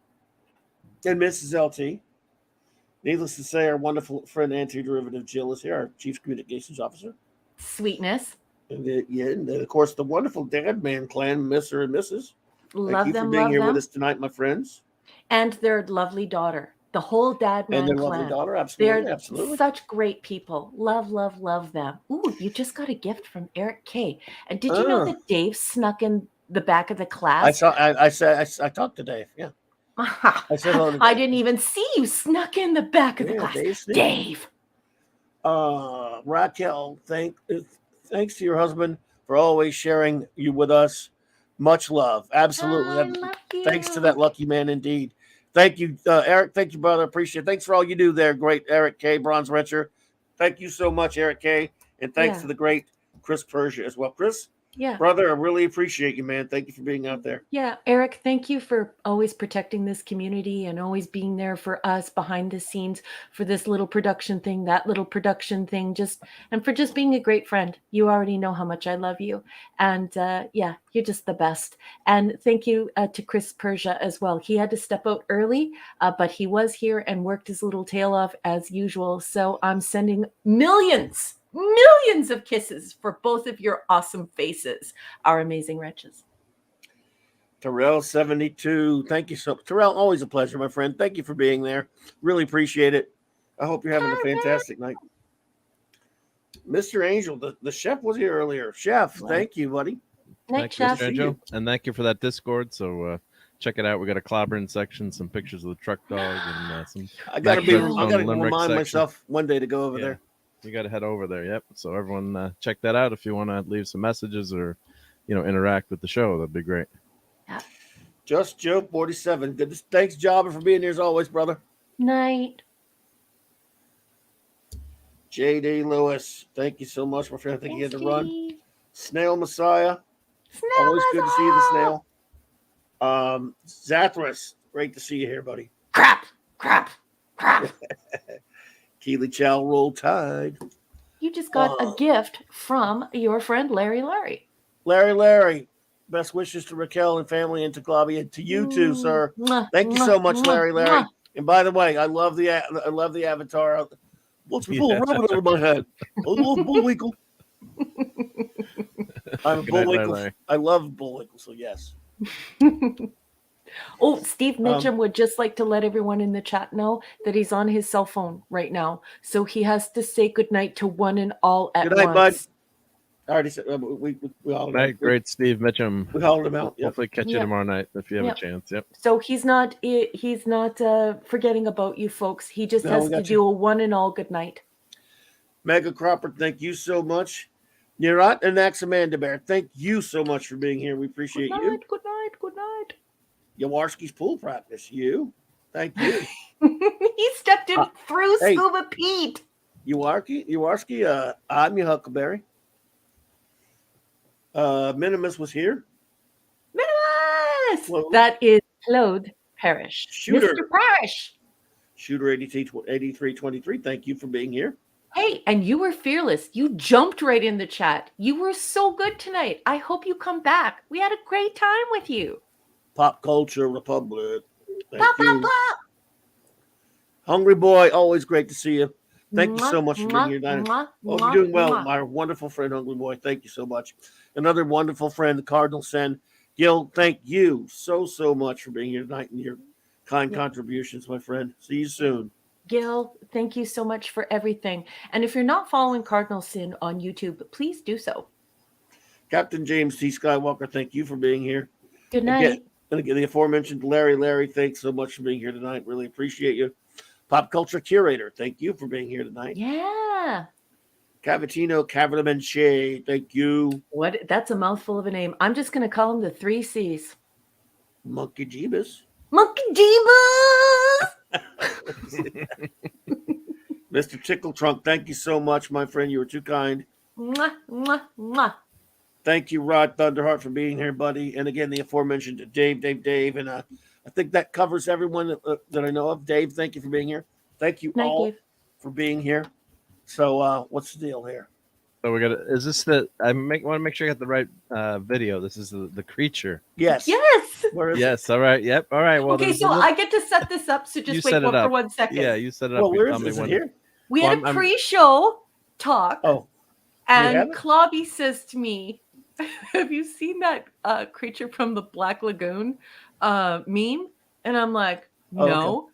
And he instantly starts laughing. So like when Clobby laughs, This makes me laugh. I can't help it. I love it so much. Like making him laugh makes my heart smile. Like something just, I love it when he laughs.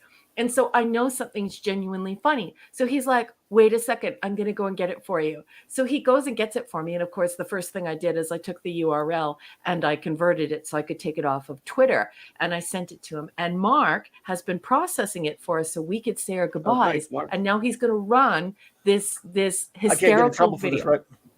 I don't think so because it's been fully transformed into a meme. So I don't think we'll get in trouble for this. Some of you probably seen this online. That's not going to do with Star Trek, even though it kind of does because it's a monster movie. I'm a 12-year-old. I admit it. I'm maybe 6-year-old. But I love this. It's got dirty words. If you don't like a bad word, sorry. But your eyes. There's language. Parental discretion is advised only for profanity. Yeah. They don't care if you're not saying it. If it's just showing it on the word, on the screen, doesn't matter, right? There's no volume. Yeah, there's no volume in this anyway. All right, everyone, ready? And then I got pictures of the truck dog that Max sent us. So all right. Yay! So here we go. Ready? Wait a minute. Yes. Oh, okay. It disappeared.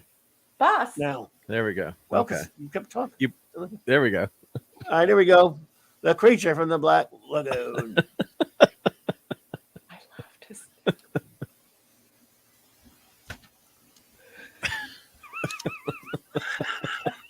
It needs some music. That's all right. It needs music. I get it. Rah, rah, rah, rah, rah. We can play that background music. Yeah. I'm literally going to play this every single day for the rest of my life. Like every day, I might start with this video from coffee in the morning.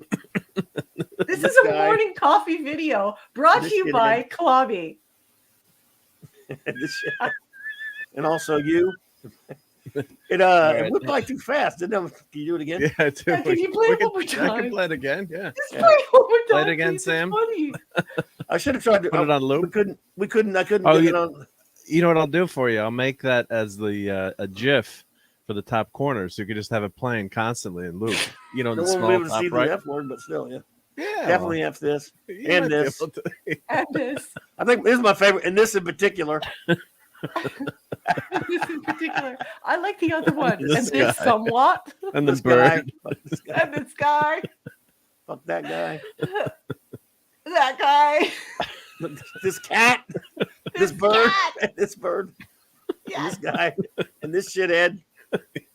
Yeah. Language. This key, it gets better. There's one more. All right, we got truck dog. More. No, anyway, you can watch it on loop for like a day. Yeah. It's Let me get the laughing's bad for my cough. Sorry, and here's truck dog. Oh yeah, I'll pull this over here. Here's truck. This we got to give it the truck dog skill. I'll have to make a like a video clip. You could just play this like truck dog seal of approval or background. There's a good if I get back next time I'm on with Doomcock, just play it for your sunny side up and pop culture breakdown. Doomcock needs to see it. He's probably seen it, everyone, but just in case. Yes, good idea, Jill. It's going to become like I'm going to have that video and a coffee every day for the rest of my life. I love it. Oh, super chat video. Oh, that's a good idea, Dave. Oh, that's a great idea, Dave. Make it into super chat video, and we find some public domain music that we could play. Oh, that'd be great. Oh, shall I do that? Yeah. I'll give you some work. And if you could show the picture of the truck dog. I will. We got I wanted to set it up. Oh, okay. I'll let you do it then. Clobbering Time's official mascot, as we agreed to with the Polynesian Minion, And that's a good one, Dave. Yes, you're right. Truck dog. Truck dog approved. And Max so this Redstone, is I think, did that. Porthos, Yep. in case anybody is wondering. So this is the official ship dog. Simi is the official ship dog of Saturday Night Star Trek, and Simi is giving approval for this episode. And then this was What's that? Max did this tonight too. Max did that. We're gonna need a agonizer. Need your agonizer, But after scritches. After scritches. Thank you, Max. Very cute. Very cute. Yeah, Max did that. Yep. Oh my god. So that's on the Discord if you want to check it out later. Yep. Anyway. You guys are killing me. So funny. Oh man. Yep. And Thank you for that.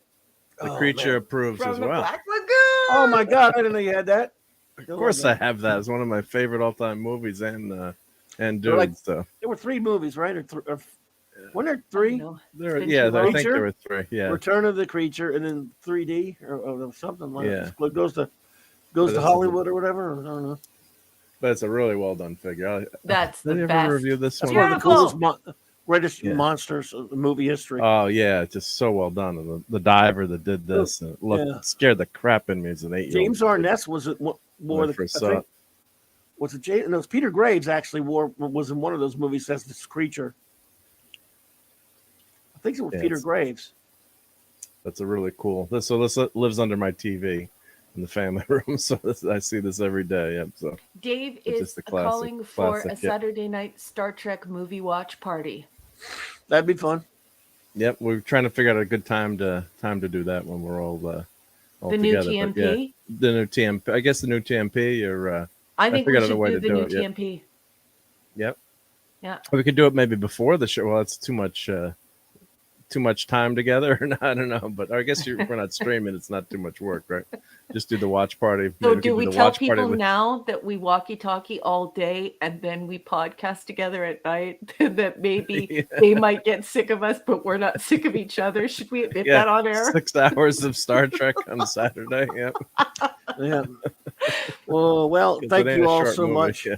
for being here with us tonight. We appreciate that. You've been fantastic. It's tough to leave you guys because it's amazing. We'll see you next week, I hope, and all throughout the week, of course. So everyone, have a wonderful rest of your weekend. Thank you so much, and we will play our end credits after, of course, these important messages. Thank you so much.